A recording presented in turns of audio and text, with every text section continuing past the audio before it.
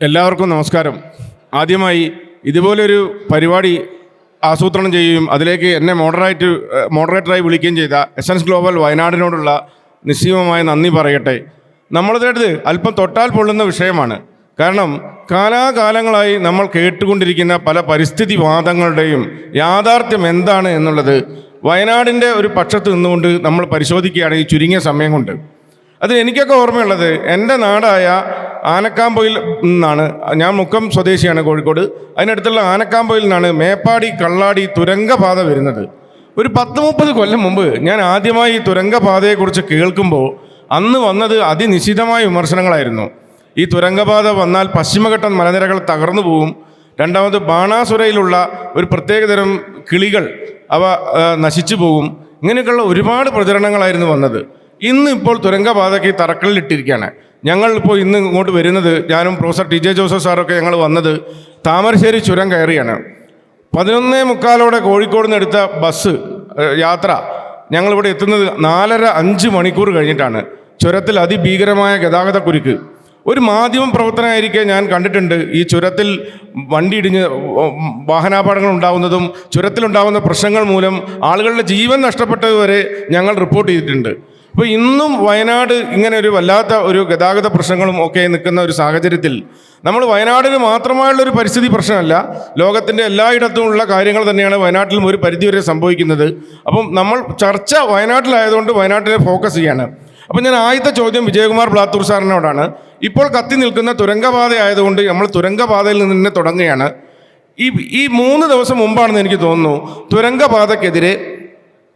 തുരങ്കപാതക്കെതിരെ ഒരു വയനാട് പരിസ്ഥിതി സംരക്ഷണ സമിതി എന്ന് പറയുന്ന ഒരു ടീം കേസ് പോവുകയും അത് ഒഴിവാക്കിക്കൊണ്ട് തുരങ്കപാതയ്ക്ക് നിർമ്മാണത്തിലുള്ള അനുമതി നൽകുകയും ചെയ്ത ഒരു വാർത്ത നമ്മൾ കേട്ടു.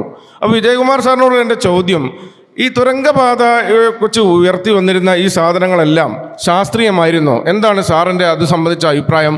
എങ്ങനെയായിരിക്കണം വയനാടിൻ്റെ ഗതാഗത സംവിധാനങ്ങൾക്കുള്ള സാറിൻ്റെ ഒരു നിരീക്ഷണം അറിയാൻ താല്പര്യമുണ്ട്. എല്ലാവർക്കും നമസ്കാരം.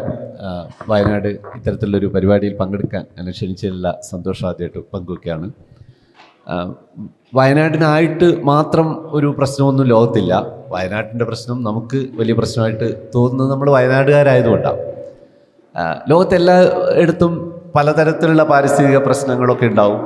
ആ പാരിസ്ഥിതിക പ്രശ്നങ്ങൾക്ക് പരിഹാരങ്ങൾ സാധ്യമാണെങ്കിൽ അത് പരിശോധിക്കും, ചെയ്യും. അങ്ങനെയൊക്കെയാണ് ഭൂമിയിൽ ഇപ്പോഴും നമ്മൾ സാധ്യമായിട്ടുള്ള എല്ലാ തരത്തിലുള്ള നഗരങ്ങളോ അല്ലെങ്കിൽ ജനവാസ കേന്ദ്രങ്ങളോ വികസിച്ചിട്ടുള്ളത്.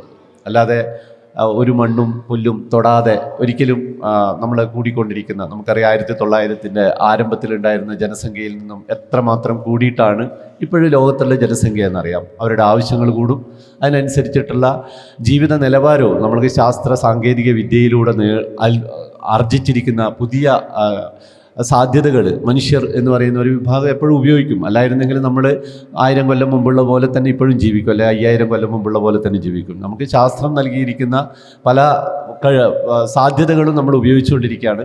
അതിൻ്റെ ഭാഗമായിട്ട് ആ വാഹനം വന്നതും. അല്ലാതെ ഈ വയനാട് ചുരത്തിലൂടെ കാളവണ്ടി മാത്രമായിരുന്നു ഓടിക്കൊണ്ടിരുന്നത്. ഇപ്പോഴും വയനാട് ചുരത്തിലൂടെ കാളവണ്ടി മാത്രം ഓടിയാൽ മതിയെങ്കിൽ വേറെ പ്രശ്നങ്ങളൊന്നുമില്ല. നമുക്ക് വയനാട് എപ്പോഴെങ്കിലും കോഴിക്കോട് എത്തിയാലും മതിയെങ്കിലും പ്രശ്നങ്ങളില്ല. പക്ഷെ നമുക്കല്ല, നമുക്ക് കാലത്തിനനുസരിച്ച് നമുക്ക് കിട്ടിയിരിക്കുന്ന ജീവിത നിലവാരം, ഗുണത കൂട്ടിക്കൊണ്ട് ജീവിക്കണമെന്ന് ആഗ്രഹിക്കുന്ന ഒരു മനുഷ്യരാണ് നമ്മളെല്ലാവരും എന്നാണ് ഞാൻ വിചാരിക്കുന്നത്. അതിൽ വളരെ കുറച്ച് ആൾക്കാർ അങ്ങനെയൊന്നും ഗുണത വേണ്ട, ഞങ്ങൾ പഴയ പോലെ കാട്ടിലെ മനുഷ്യരെ പോലെയൊക്കെ ജീവിച്ചോളും എന്ന് തീരുമാനിക്കുന്നുണ്ടെങ്കിൽ അതിൽ തെറ്റൊന്നുമില്ല. അത് അവരുടെ ഒരു ഓപ്ഷനാണ്, അത് അവർക്ക് സ്വീകരിക്കാം. പക്ഷേ എല്ലാവരും അതുപോലെ തന്നെ ജീവിക്കണമെന്ന് വാശി പിടിക്കുമ്പോൾ ചെറിയ പ്രശ്നങ്ങൾ ആരംഭിക്കും.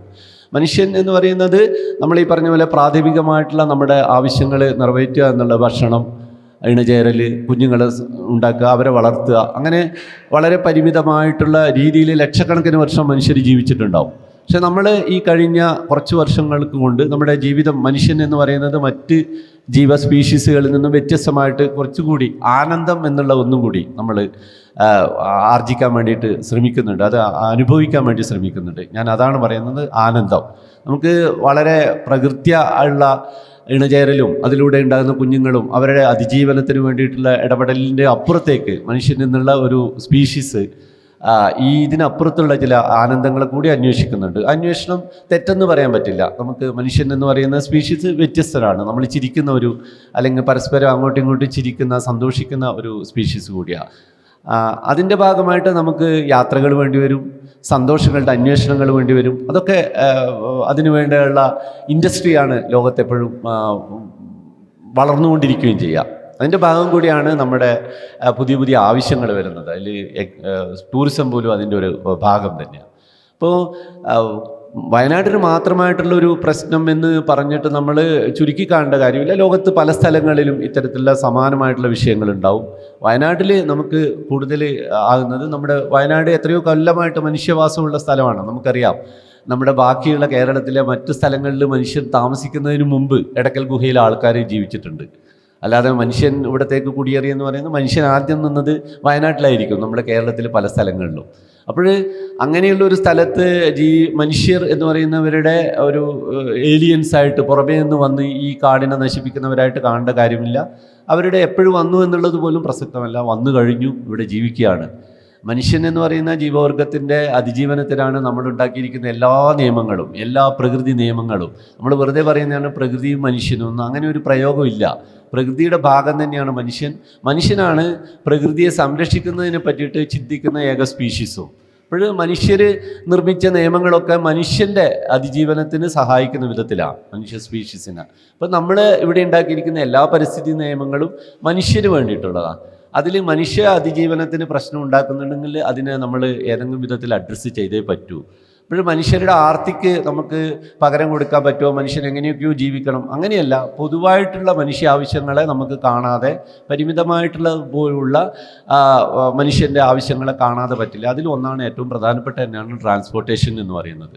ഇപ്പോൾ ഇവിടെ വയനാട്ടിൽ ജീവിക്കുന്ന ആൾക്കാരെ സംബന്ധിച്ചിടത്തോളം അവരുടെ ട്രാൻസ്പോർട്ടേഷൻ നിലവിൽ വളരെ പ്രസക്തം തന്നെയാണ്. അത്തരത്തിലുള്ളതിനുള്ള വികസിച്ച റോഡുകൾ കേരളത്തിൽ വേണം. അത് വയനാട് മാത്രമല്ല, കേരളത്തിൽ എവിടെയും വേണം. കേരളത്തിൽ മാത്രമല്ല, ലോകത്തെവിടെയും വേണം. മനുഷ്യർ കൂടുതൽ കൂടുതൽ പരസ്പരം അടുക്കുന്നത് നല്ലതാണ്, കൂടുതൽ കൂടുതൽ ലോകം അറിയുന്നത് നല്ലതാണ്. അതിനു വേണ്ടിയിട്ട് നമ്മുടെ നിലവിലുള്ള പ്രശ്നത്തിൽ നമ്മുടെ ചുരത്തിന് വീതി കൂട്ടുകയാണോ വേണ്ടത്, അതിന് തുരങ്കമാണോ വേണ്ടത് എന്നുള്ളതൊക്കെ നമ്മൾ വളരെ കാലമായിട്ട് ചർച്ച ചെയ്തതാണ്. അതിൻ്റെ ഒരു പരിഹാരമായിട്ടാണ് നമ്മൾ തുരങ്കത്തെ മുന്നിൽ കണ്ടത്.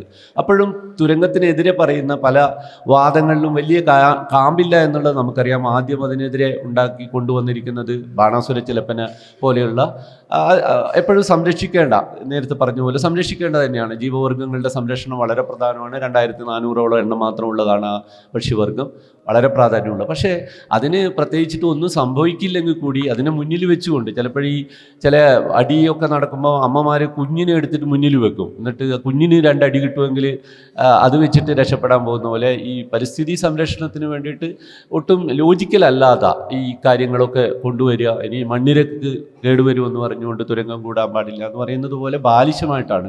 അതുകൊണ്ട് തന്നെ അതിൻ്റെ നമുക്കറിയാം, ബാണാസുര ചിലപ്പൻ്റെ ഒരു റേഞ്ച്, ഹോം റേഞ്ച് എന്ന് പറയുന്നത്, അല്ലെങ്കിൽ അത് ജീവിക്കുന്ന സ്ഥലം എന്ന് പറയുന്നത് ഈ 1400 മീറ്ററിനൊക്കെ മുകളിലുള്ള ഒരു റേഞ്ചിലാണ്.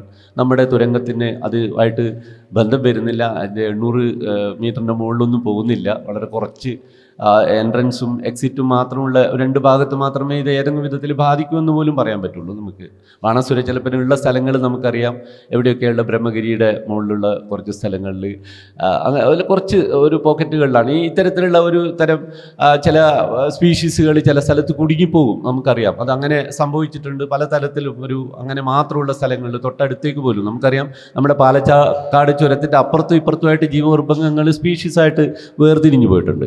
അതുപോലെ സംഭവിച്ച അതിന് കുഴപ്പം വരരുത് എന്ന് തന്നെയാണ് ഞാനും പറയുന്നത്, ഒരു പരിസ്ഥിതി അല്ലെങ്കിൽ ബയോഡൈവേഴ്സിറ്റിയിൽ ഇൻട്രസ്റ്റ് ഉള്ള ഒരാൾ എന്നുള്ള നിലയിൽ. പക്ഷെ അതിന് വരില്ല, അതുകൊണ്ട് തന്നെ ഇപ്പോഴും അത് വരുന്നില്ല. അതുപോലെ ഓക്കെ. അപ്പോൾ അത്തരത്തിലുള്ള ഒരു ചർച്ചകൾ നടക്കുന്നത് നല്ലതാണ്. അപ്പോൾ നമ്മൾ പരിസ്ഥിതിയെ പറ്റിയിട്ടുള്ള നമ്മുടെ ധാരണകളും കുറച്ചുകൂടി ക്ലിയർ ആവും എന്ന് കരുതുന്നു. അതിൽ തന്നെ ജഗദീഷ് സാർക്ക് എന്താണ് കൂട്ടിച്ചേർക്കാനുള്ളത്? ഒന്ന്, വിദേശ രാജ്യങ്ങളിലൊക്കെ ഒരുപാട് തുരങ്കപാതകളുണ്ടല്ലോ, ആൽപ്സ് പർവ്വതങ്ങളെയൊക്കെ ബന്ധിച്ചുകൊണ്ടുള്ള തുരങ്കപാത നമ്മുടെ കൊങ്കൺ റെയിൽവേയിൽ തന്നെ ഉണ്ട്. അപ്പോൾ ഇവിടെയൊന്നും കാണാത്ത ഒരു പ്രശ്നം എങ്ങനെയാണ് നമ്മുടെ നാട്ടിലേക്ക് വരുന്നത്? ഈ പറയുന്ന പശ്ചിമഘട്ടത്തെ ബാധിക്കും എന്നുള്ളതൊക്കെ ജഗദീഷിൻ്റെ പഠനത്തിൽ എത്രമാത്രം ശരിയാണ്?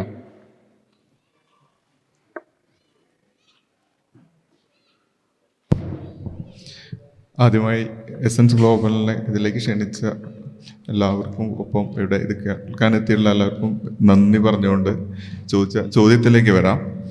കൊങ്കൺ റെയിൽവേ വളരെ പ്രസക്തമായി ഇതുമായിട്ട് കണക്ട് ചെയ്യേണ്ട ഏറ്റവും പ്രധാനപ്പെട്ട ഒരു പോയിന്റാണെന്ന് തോന്നുന്നു. 240 കിലോമീറ്റർ നീളത്തിലുള്ള കൊങ്കൺ റെയിൽവേ പശ്ചിമഘട്ടത്തിൻ്റെ നെടുകെ പിളർന്നുകൊണ്ടാണ് പോയിട്ടുള്ളത്. നമുക്ക് എല്ലാവർക്കും അറിയാം. അത് നടപ്പാവില്ല എന്ന് പറഞ്ഞ പദ്ധതിയായിരുന്നു. പല രീതിയിലുള്ള വിമർശനങ്ങളുണ്ടായിരുന്നു.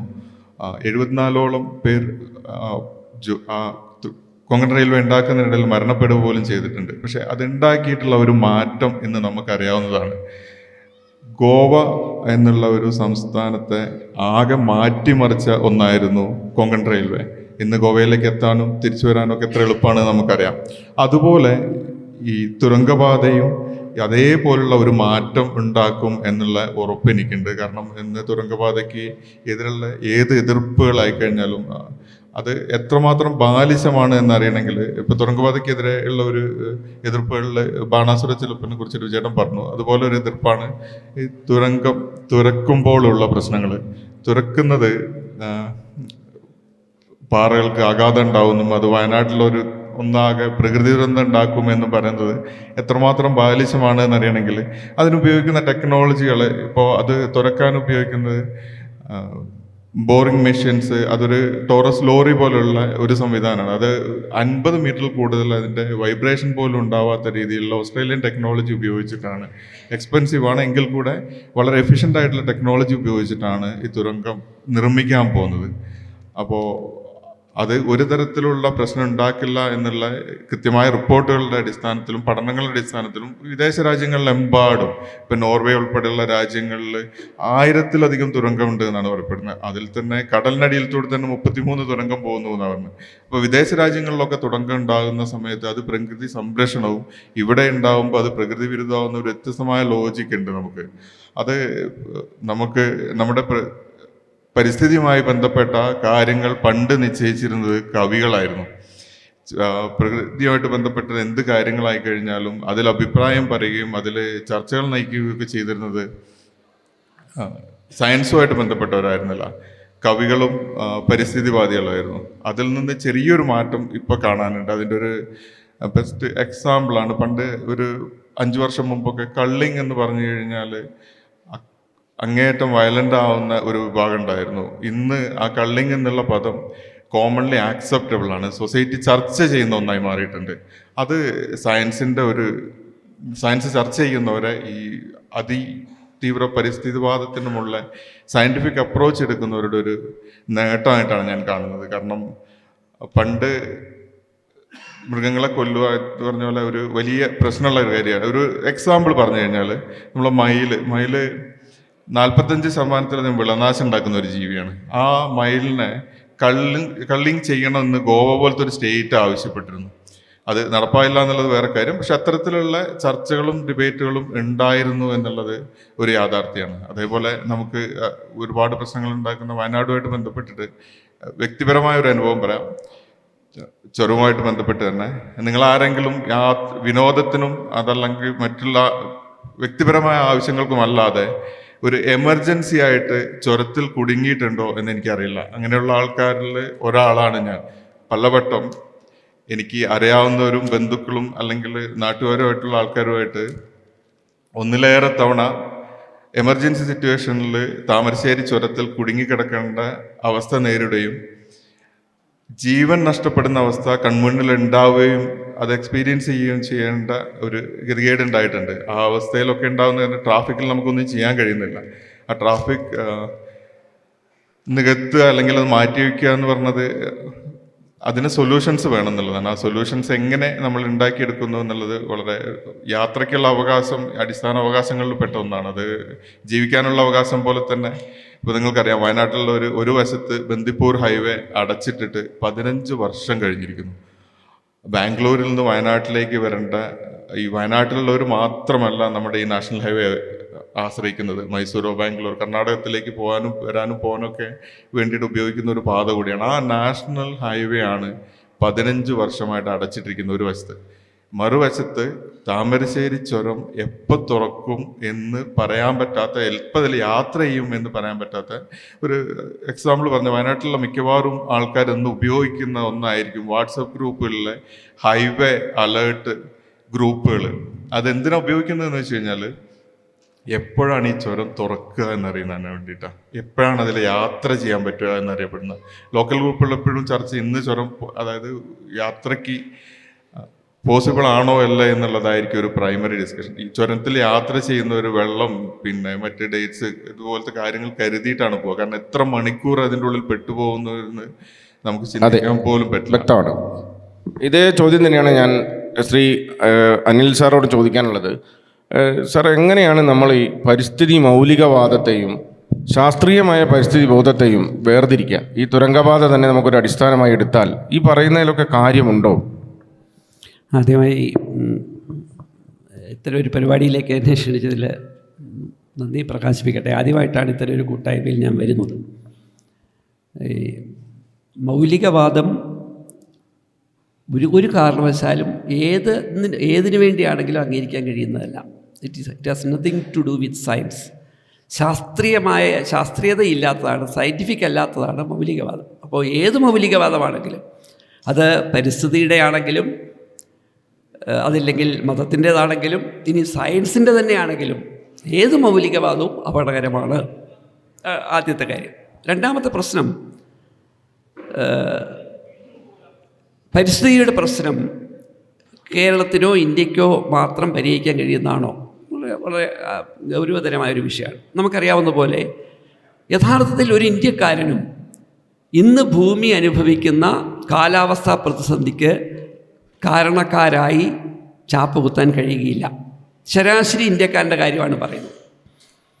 ഭൂമിയിലെ വിഭവങ്ങൾ ഉപയോഗിക്കുന്ന കാര്യത്തിൽ, അതുവഴി കാർബൺ എമിഷൻ്റെ കാര്യത്തിലൊക്കെ ഇനി ഒരു പക്ഷേ ഇന്ത്യക്കാർ ഒരു ഇംഗ്ലീഷുകാരൻ്റെ ജീവിത നിലവാരത്തിലേക്ക് എത്തിയാൽ പോലും ഇതുവരെ യൂറോപ്പിലെ ആളുകൾ ഉണ്ടാക്കിയ ദുരന്തങ്ങൾ നമ്മൾക്കുണ്ടാക്കണമെങ്കിൽ ഒരു 100 വർഷം നമ്മളങ്ങനെ ജീവിക്കണം.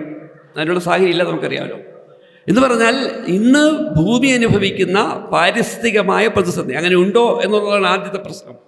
അങ്ങനെ ഉണ്ട് എന്നുള്ള ധാരണയിലാണ് ഞാനും നിങ്ങളും ഇരിക്കുന്നതെങ്കിൽ അവർക്ക് മാത്രം ബാധകമാണ് ഞാൻ ഈ പറഞ്ഞത്. ഒരു ദുരന്തവും ഇല്ലെങ്കിൽ ഇല്ല.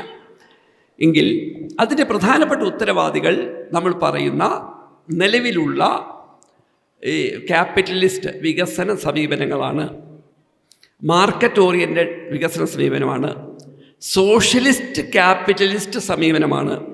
നാളിതുവരെ ലോകത്തിലുണ്ടായതെല്ലാം മനുഷ്യ കേന്ദ്രീകൃതമായ അപകടകരമായൊരു സങ്കല്പത്തിൻ്റെ ഭാഗമായിരുന്നു. ഏത് കേന്ദ്രീകൃതവും അപകടമാണ്. മനുഷ്യ കേന്ദ്രീകൃതം ആന്ത്രപ്പോ സെൻട്രിക് എന്ന് പറയും. പ്രകൃതിയിലെ സ്പീഷീസുകളിൽ ഒരു സ്പീഷീസ് മാത്രമാണ് മനുഷ്യൻ. അവർക്ക് ചില വിവേചന അവകാശങ്ങൾ പ്രകൃതി തന്നെ നൽകിയിട്ടുണ്ട്. അതുകൊണ്ടാണ് മനുഷ്യനെ an artificial naturally made being എന്ന് പറയുന്നത്. യഥാർത്ഥത്തിൽ പ്രകൃതിയുടെ കൃത്രിമമായി സൃഷ്ടിക്കപ്പെട്ട ഒരു സ്വാഭാവിക സ്പീഷീസാണ് ഹോമോസാപ്പിയൻസ്. അങ്ങനെയെങ്കിൽ നോക്കൂ, നമ്മൾ വളരെ വൈകാരികമായി ഈ പ്രകൃതി, അമ്മ, ഭൂമി എന്നൊക്കെ പറയുന്നല്ലോ, അതിലൊന്നും യാതൊരു യാഥാർത്ഥ്യമില്ല. നമുക്കറിയാം പ്രകൃതിക്ക് അങ്ങനെ ഒരു സ്പീഷീസിനോടൊരു വൈകാരിക ബന്ധവുമില്ല. ഭൂമിയിലുണ്ടായിട്ടുള്ള സ്പീഷീസുകളിൽ ഏകദേശം 97 മുതൽ 99% സ്പീഷീസുകളെയും കശക്കി തകർത്തതാണ് ഈ പ്രകൃതി. അപ്പോൾ ഇവിടെ ജീവിച്ചിരിക്കുന്ന ആളുകൾ, നമ്മൾ അല്ലെങ്കിൽ സ്പീഷീസുകൾ ഈ പ്രകൃതിക്ക് യോജിച്ചതല്ലെങ്കിൽ അപ്പോൾ പ്രകൃതി അവരെ കൈകാര്യം ചെയ്യും. അതുകൊണ്ട് ഭൂമി, അമ്മ, ഗർഭപാത്രം, അതിലാണ് എല്ലാവരും എന്നൊക്കെ പറയുന്നത് വളരെ തെറ്റായ ധാരണയാണ്. ഞാൻ വിഷയത്തിലേക്ക് വരാം. ചുരുക്കത്തിൽ ഇന്ന് ഭൂമി അനുഭവിക്കുന്ന പ്രശ്നങ്ങളുടെ അടിസ്ഥാന വിഷയത്തിൽ നമ്മൾക്ക് ഈ പറയുന്ന ഒരു പങ്കുമില്ല. സമയക്കുറവുകൊണ്ടാണ് ഞാൻ വിവരിക്കാത്തത്. എന്നാൽ ഈ നാച്ചുറൽ ഡിസാസ്റ്റർ ലോകത്തുണ്ടാക്കുന്നതിൽ ഏറ്റവും അധികം മരണം സംഭവിക്കുന്ന, അവിടെയും ഒരു പക്ഷപാതമുണ്ട് കേട്ടോ. അതിനകത്തെ പക്ഷപാതം ഇതാണ്: ഏറ്റവും കൂടുതൽ ദുരന്തങ്ങൾ ഉണ്ടാകുന്ന രാജ്യമാണ് അമേരിക്ക. ഏറ്റവും കുറവ് മനുഷ്യർ പ്രകൃതി ദുരന്തങ്ങളിലൂടെ മരിക്കുന്നത് അമേരിക്കയിലാണ്. ദൈവഹിതമല്ലെന്ന് നമുക്കറിയാമല്ലോ. ഏറ്റവും കൂടുതൽ ആളുകൾ മരിക്കുന്നത് ഇന്ത്യയിലാണ്. ഇന്ത്യയിൽ തന്നെ ഏറ്റവും വലിയ ദുരന്തങ്ങൾ ഉണ്ടാകുന്ന ഒരിടമായി കഴിഞ്ഞ 10-20 വർഷങ്ങൾക്കിടയിൽ കേരളം മാറിയിരിക്കുന്നു. അതാണ് പ്രധാനപ്പെട്ട പ്രശ്നം. അങ്ങനെയുള്ള ഒരു പശ്ചാത്തലത്തിൽ പ്രകൃതി ദുരന്തങ്ങൾ നമ്മൾക്കുണ്ടാക്കുന്ന വിഷയങ്ങളെ, ഇതൊരു സയൻറ്റിഫിക്കായ കേരള സർക്കാർ തന്നെ പറയുന്ന കാര്യമാണ്. കേരളത്തിലെ പ്രകൃതി ദുരന്തങ്ങളെ പറ്റി സർക്കാരിൻ്റെ കണക്കുകൾ പറഞ്ഞാൽ തന്നെ ഞെട്ടും. ഞാനിത് തെറ്റിപ്പോകാതിരിക്കാൻ കൃത്യമായി എഴുതിയിരിക്കുന്ന ഇതാണ്. കേരളത്തിലെ 50 താലൂക്കുകളിൽ, ഇത് ഞാൻ പറയുന്നത് rebuild Kerala initiative programme, Kerala സർക്കാർ കേരളത്തിൽ വലിയ ദുരന്തങ്ങൾ ഉണ്ടായ സാഹചര്യത്തിൽ, വെള്ളപ്പൊക്കത്തിൻ്റെ സാഹചര്യത്തിൽ നടത്തിയ പഠനത്തിലെ റിപ്പോർട്ട് പറയുന്നു, കേരളത്തിലെ 50 താലൂക്കുകളിൽ ഉരുൾപൊട്ടൽ സാധ്യതയുണ്ട്. വയനാട്ടിൽ ഉരുൾപൊട്ടൽ സാധ്യതയുള്ളത് 102 സ്ക്വയർ കിലോമീറ്ററാണ്, ചതുരശ്ര കിലോമീറ്ററാണ്. ഉരുൾപൊട്ടലിലൂടെ 28 ലക്ഷം ആളുകൾ അതിൻ്റെ ഡേഞ്ചർ സിറ്റുവേഷനിലാണ്. വെള്ളപ്പൊക്കം കേരളത്തിലെ 75 താലൂക്കുകളെ ബാധിക്കും. അത് കേരളത്തിൽ 78 ലക്ഷം ആളുകളെ നേരിട്ടോ അല്ലാതെയോ അവരുടെ ജീവിതത്തെ ബാധിക്കുന്നതാണ്. കടൽ തീരങ്ങളിലെ കടൽ കയറ്റം, ഇതിലൊന്നും മലയാളികൾക്ക് പങ്കൊന്നുമില്ലല്ലോ. ഇവിടെ നമ്മൾ ബീഡി വലിക്കുന്നത് കൊണ്ടല്ല അറബിക്കടൽ ലോകത്തിലെ ഏറ്റവും കൂടുതൽ കടൽ ഉയരുന്ന കടലുകളിൽ ഒന്നായി മാറിയത്. 3.25 ലക്ഷം, 3.5 ലക്ഷത്തോളം എന്ന് പറഞ്ഞാൽ കേരളീയരിൽ 1,09,00,000 ആളുകൾ 12 മാസത്തിൽ ഒരിക്കൽ ഈ പറയുന്ന ഏതെങ്കിലുമൊക്കെ ദുരന്തങ്ങളിലൂടെ കടന്നു പോകാൻ നിർബന്ധിതമായിരിക്കുന്ന സാഹചര്യത്തിൽ അതിലേറ്റവും വലിയ ദുരന്തം അനുഭവിച്ച വയനാട്ടിനെ പറ്റിയാണ് നമ്മൾ സംസാരിക്കുന്നത്. ഈ വയനാട് ഇന്ത്യയിലെ 150 പിന്നോക്ക ജില്ലകളിൽ, വികസന കാര്യത്തിലെ പിന്നോക്ക ജില്ലകളിൽ ഒന്നാണ് എന്ന് നമ്മൾ മറക്കരുത്. വയനാടിൻ്റെ പ്രധാനപ്പെട്ട പ്രതിസന്ധികളിൽ ഒന്നാണ് ഇവിടെ ചോദ്യകർത്താവ് ഉന്നയിച്ച ഇവിടുത്തെ യാത്രാപ്രശ്നം വളരെ ഗൗരവതരമായ പ്രശ്നമാണ്. പക്ഷേ വയനാട്ടിൽ മറ്റൊട്ടേറെ പ്രശ്നങ്ങളുണ്ട്. ചെറിയൊരു ഉദാഹരണം, ഡ്രോപ്പ് ഔട്ട്, ഹൈസ്കൂൾ ലെവലിലെ ഡ്രോപ്പ് ഔട്ട് വയനാട്ടിൽ 0.8% കേരളത്തിൻ്റെ ശരാശരി എത്രയാണെന്ന് നിങ്ങൾ പരിശോധിക്കണം. അപ്പോൾ അറിയാം വയനാട് എവിടെ നിൽക്കുന്നു, ഏത് കാര്യത്തിൽ, ഡ്രോപ്പ് ഔട്ടിൻ്റെ കാര്യത്തിൽ. ഇവിടെ പറഞ്ഞല്ലോ, ആളുകൾക്ക് അസുഖമുണ്ടായാൽ ആളുകളെ മെഡിക്കൽ കോളേജിൽ എത്തിക്കാൻ വാഹനം വേണം അല്ലേ? തിരിച്ച് ഒരു ജില്ലയ്ക്ക്, പ്രത്യേകിച്ച് വയനാട് പോലെയുള്ള ലോകത്തിലെ അത്ഭുതകരമായ ഒരു ജില്ലയിൽ എല്ലാ സൗകര്യങ്ങളുമുള്ള ഒരു all India institute of medical science, ഇല്ലെങ്കിൽ കേരളത്തിൻ്റെ ഏറ്റവും അഭിമാനകരമായ ഒരു മെഡിക്കൽ കോളേജ് സ്ഥാപിക്കണം എന്ന് പറഞ്ഞുകൊണ്ട് വേണമായിരുന്നു നമ്മളിതിലേക്ക് കടക്കാൻ, ഈ ട്രാൻസ്പോർട്ടിംഗ് പ്രശ്നത്തെ. അപ്പോൾ വയനാട്ടിലെ യാത്രാ പ്രശ്നം വളരെ ഗൗരവതരമായ പ്രശ്നമാണ്. അത് നമ്മുടെ വികസനത്തിന് വളരെ പ്രധാനപ്പെട്ട ഒന്ന് തന്നെയാണ്. യാത്രാ പ്രശ്നം പരിഹരിച്ചുകൊണ്ട് വികസനത്തിലേക്ക് ചോദിക്കാൻ കഴിയും. എന്താണ് അതിനകത്തൊരു പരിഹാരം? എന്താണ് വയനാടിൻ്റെ സ്ഥിതി? നമുക്കറിയാമല്ലോ, വയനാടിൻ്റെ വിസ്തൃതി തിരുവനന്തപുരം ജില്ലയോളം വരും. വയനാട്ടിൽ രജിസ്റ്റർ ചെയ്ത വാഹനങ്ങളുടെ എണ്ണം കേവലം 3,30,000. അപ്പം വയനാട്ടുകാരുടെ വാഹനമല്ല ഇവിടുത്തെ പ്രശ്നം. ഇത് മറ്റ് സംസ്ഥാനങ്ങൾ, 2 സംസ്ഥാനങ്ങളുമായി പാത പങ്കിടുന്നു. അങ്ങനെയെങ്കിൽ ഇവിടെ വരുന്ന വാഹനങ്ങളിൽ എത്ര ശതമാനമാണ് സ്ഥിരമായി ഈ രീതിയിൽ ഉപയോഗിക്കപ്പെടുന്ന വാഹനങ്ങൾ? പരിശോധിക്കുമ്പോൾ വയനാട്ടിൽ ഏറ്റവും കൂടുതൽ വരുന്ന വാഹന പ്രശ്നങ്ങളുടെ അടിസ്ഥാനം ടൂറിസവുമായി ബന്ധപ്പെട്ട് വരുന്ന സ്വകാര്യ വാഹനങ്ങളാണ്. നമ്മളൊരു പ്രശ്നത്തെ, അതെ സാർ, അത് നമുക്ക് അടുത്ത സെഷനിൽ, അതെ, ടൂറിസവുമായി ബന്ധപ്പെട്ട് സ്വകാര്യ വാഹനങ്ങളാണ്. അങ്ങനെയെങ്കിൽ വാഹനങ്ങളുടെ യാത്രാ പ്രശ്നം പരിഹരിക്കാൻ നമ്മൾ ആദ്യം എടുക്കേണ്ട സമീപനം എങ്ങനെയായിരിക്കണം നമ്മുടെ ട്രാൻസ്പോർട്ടിംഗ് സിസ്റ്റത്തെ റീഡിഫൈൻ ചെയ്യുക എന്നുള്ളതാണ്. അതല്ലാതെ ഇപ്പം അസുഖം വന്നാൽ അവസാനത്തെ കാര്യമല്ല നമ്മൾ എടുക്കുന്നത്, എങ്ങനെ അസുഖം വന്നു എന്ന് പരിശോധിക്കണം. എന്ന് പറഞ്ഞാൽ വയനാട് വഴിയുള്ള യാത്രയിൽ ഏറ്റവും പ്രധാനപ്പെട്ട പ്രശ്നമായി നിൽക്കുന്നത് ടൂറിസവുമായി ബന്ധപ്പെട്ട് വരുന്നവരുടെ വാഹനങ്ങളുടെ ആധിക്യമാണ്. അതിനൊരു നിയന്ത്രണം ഉണ്ടാകണം. അതിന് എന്താണ് ബദൽ എന്ന് ഞാൻ പിന്നീട് പറയാം. എന്ന് പറഞ്ഞാൽ നിലവിലുള്ള വയനാട്ടിലെ പാതകളുടെ വീതി വർദ്ധിപ്പിക്കാനുള്ള സൗകര്യങ്ങൾ ഇവിടെ ഉണ്ടെന്നിരിക്കെ ആ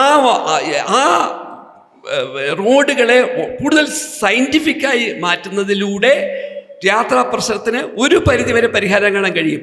ടണൽ പ്രശ്നവുമായി ബന്ധപ്പെട്ട്, ഇവിടെ ടണലുമായി ബന്ധപ്പെട്ട് പറഞ്ഞ കാര്യങ്ങളൊക്കെ ടണൽ ഉണ്ടാക്കുന്ന പ്രശ്നങ്ങൾ. ഇപ്പോൾ അവിടെ ഒരു പക്ഷിയുണ്ട്, പക്ഷിക്കാണോ വില, മനുഷ്യനാണോ എന്നൊക്കെയുള്ള ചോദ്യമാണല്ലോ. നോക്കൂ, ഈ ഇത്രയും പിന്നോക്കമായ ഒരു ജില്ലയിൽ 8.25 കിലോമീറ്റർ റോഡിന് വേണ്ടി ചെലവാക്കാൻ പോകുന്നത് 2236 കോടി എന്ന് ഇപ്പോൾ പറയും. തീരുമ്പോൾ എത്രയാണെന്ന് നമുക്കറിയാം.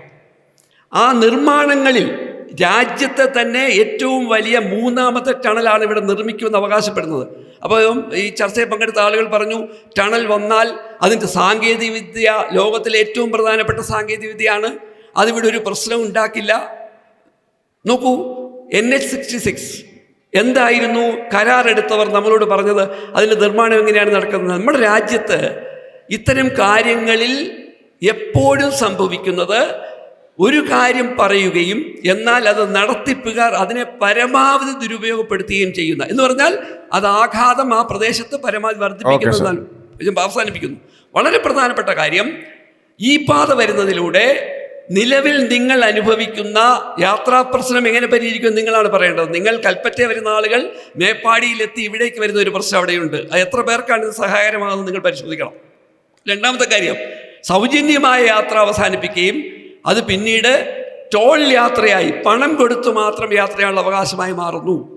ടണൽ എന്നതിന് പകരം മറ്റ് ചില മാർഗങ്ങൾ, ഞാൻ പറഞ്ഞത് 5 പാതകൾ, അതിൻ്റെ വീതി വർദ്ധിപ്പിക്കൽ, ടൂറിസ്റ്റുകളായി വരുന്ന മുഴുവൻ ആളുകൾക്കും പബ്ലിക് ട്രാൻസ്പോർട്ട് സിസ്റ്റം വികസിത രാജ്യങ്ങളൊക്കെ ചെയ്യുന്ന മുഴുവൻ ആളുകളെയും, ഇപ്പം തിരുപ്പതിയിലേക്ക് പ്രാർത്ഥിക്കാൻ പോകുന്നവർക്ക് ചെയ്യുന്നത് പോലെ വയനാട് സന്ദർശിക്കാൻ വരുന്ന മുഴുവൻ ആളുകളെയും പബ്ലിക് ട്രാൻസ്പോർട്ട് സിസ്റ്റത്തേക്ക് മാറ്റിയാൽ നിലവിലുള്ള യാത്രയിലെ 50% പ്രശ്നങ്ങൾ പരിഹരിക്കാൻ കഴിയും. ഒപ്പം ഈ റോഡുകളിലെ വീതി കൂട്ടണം.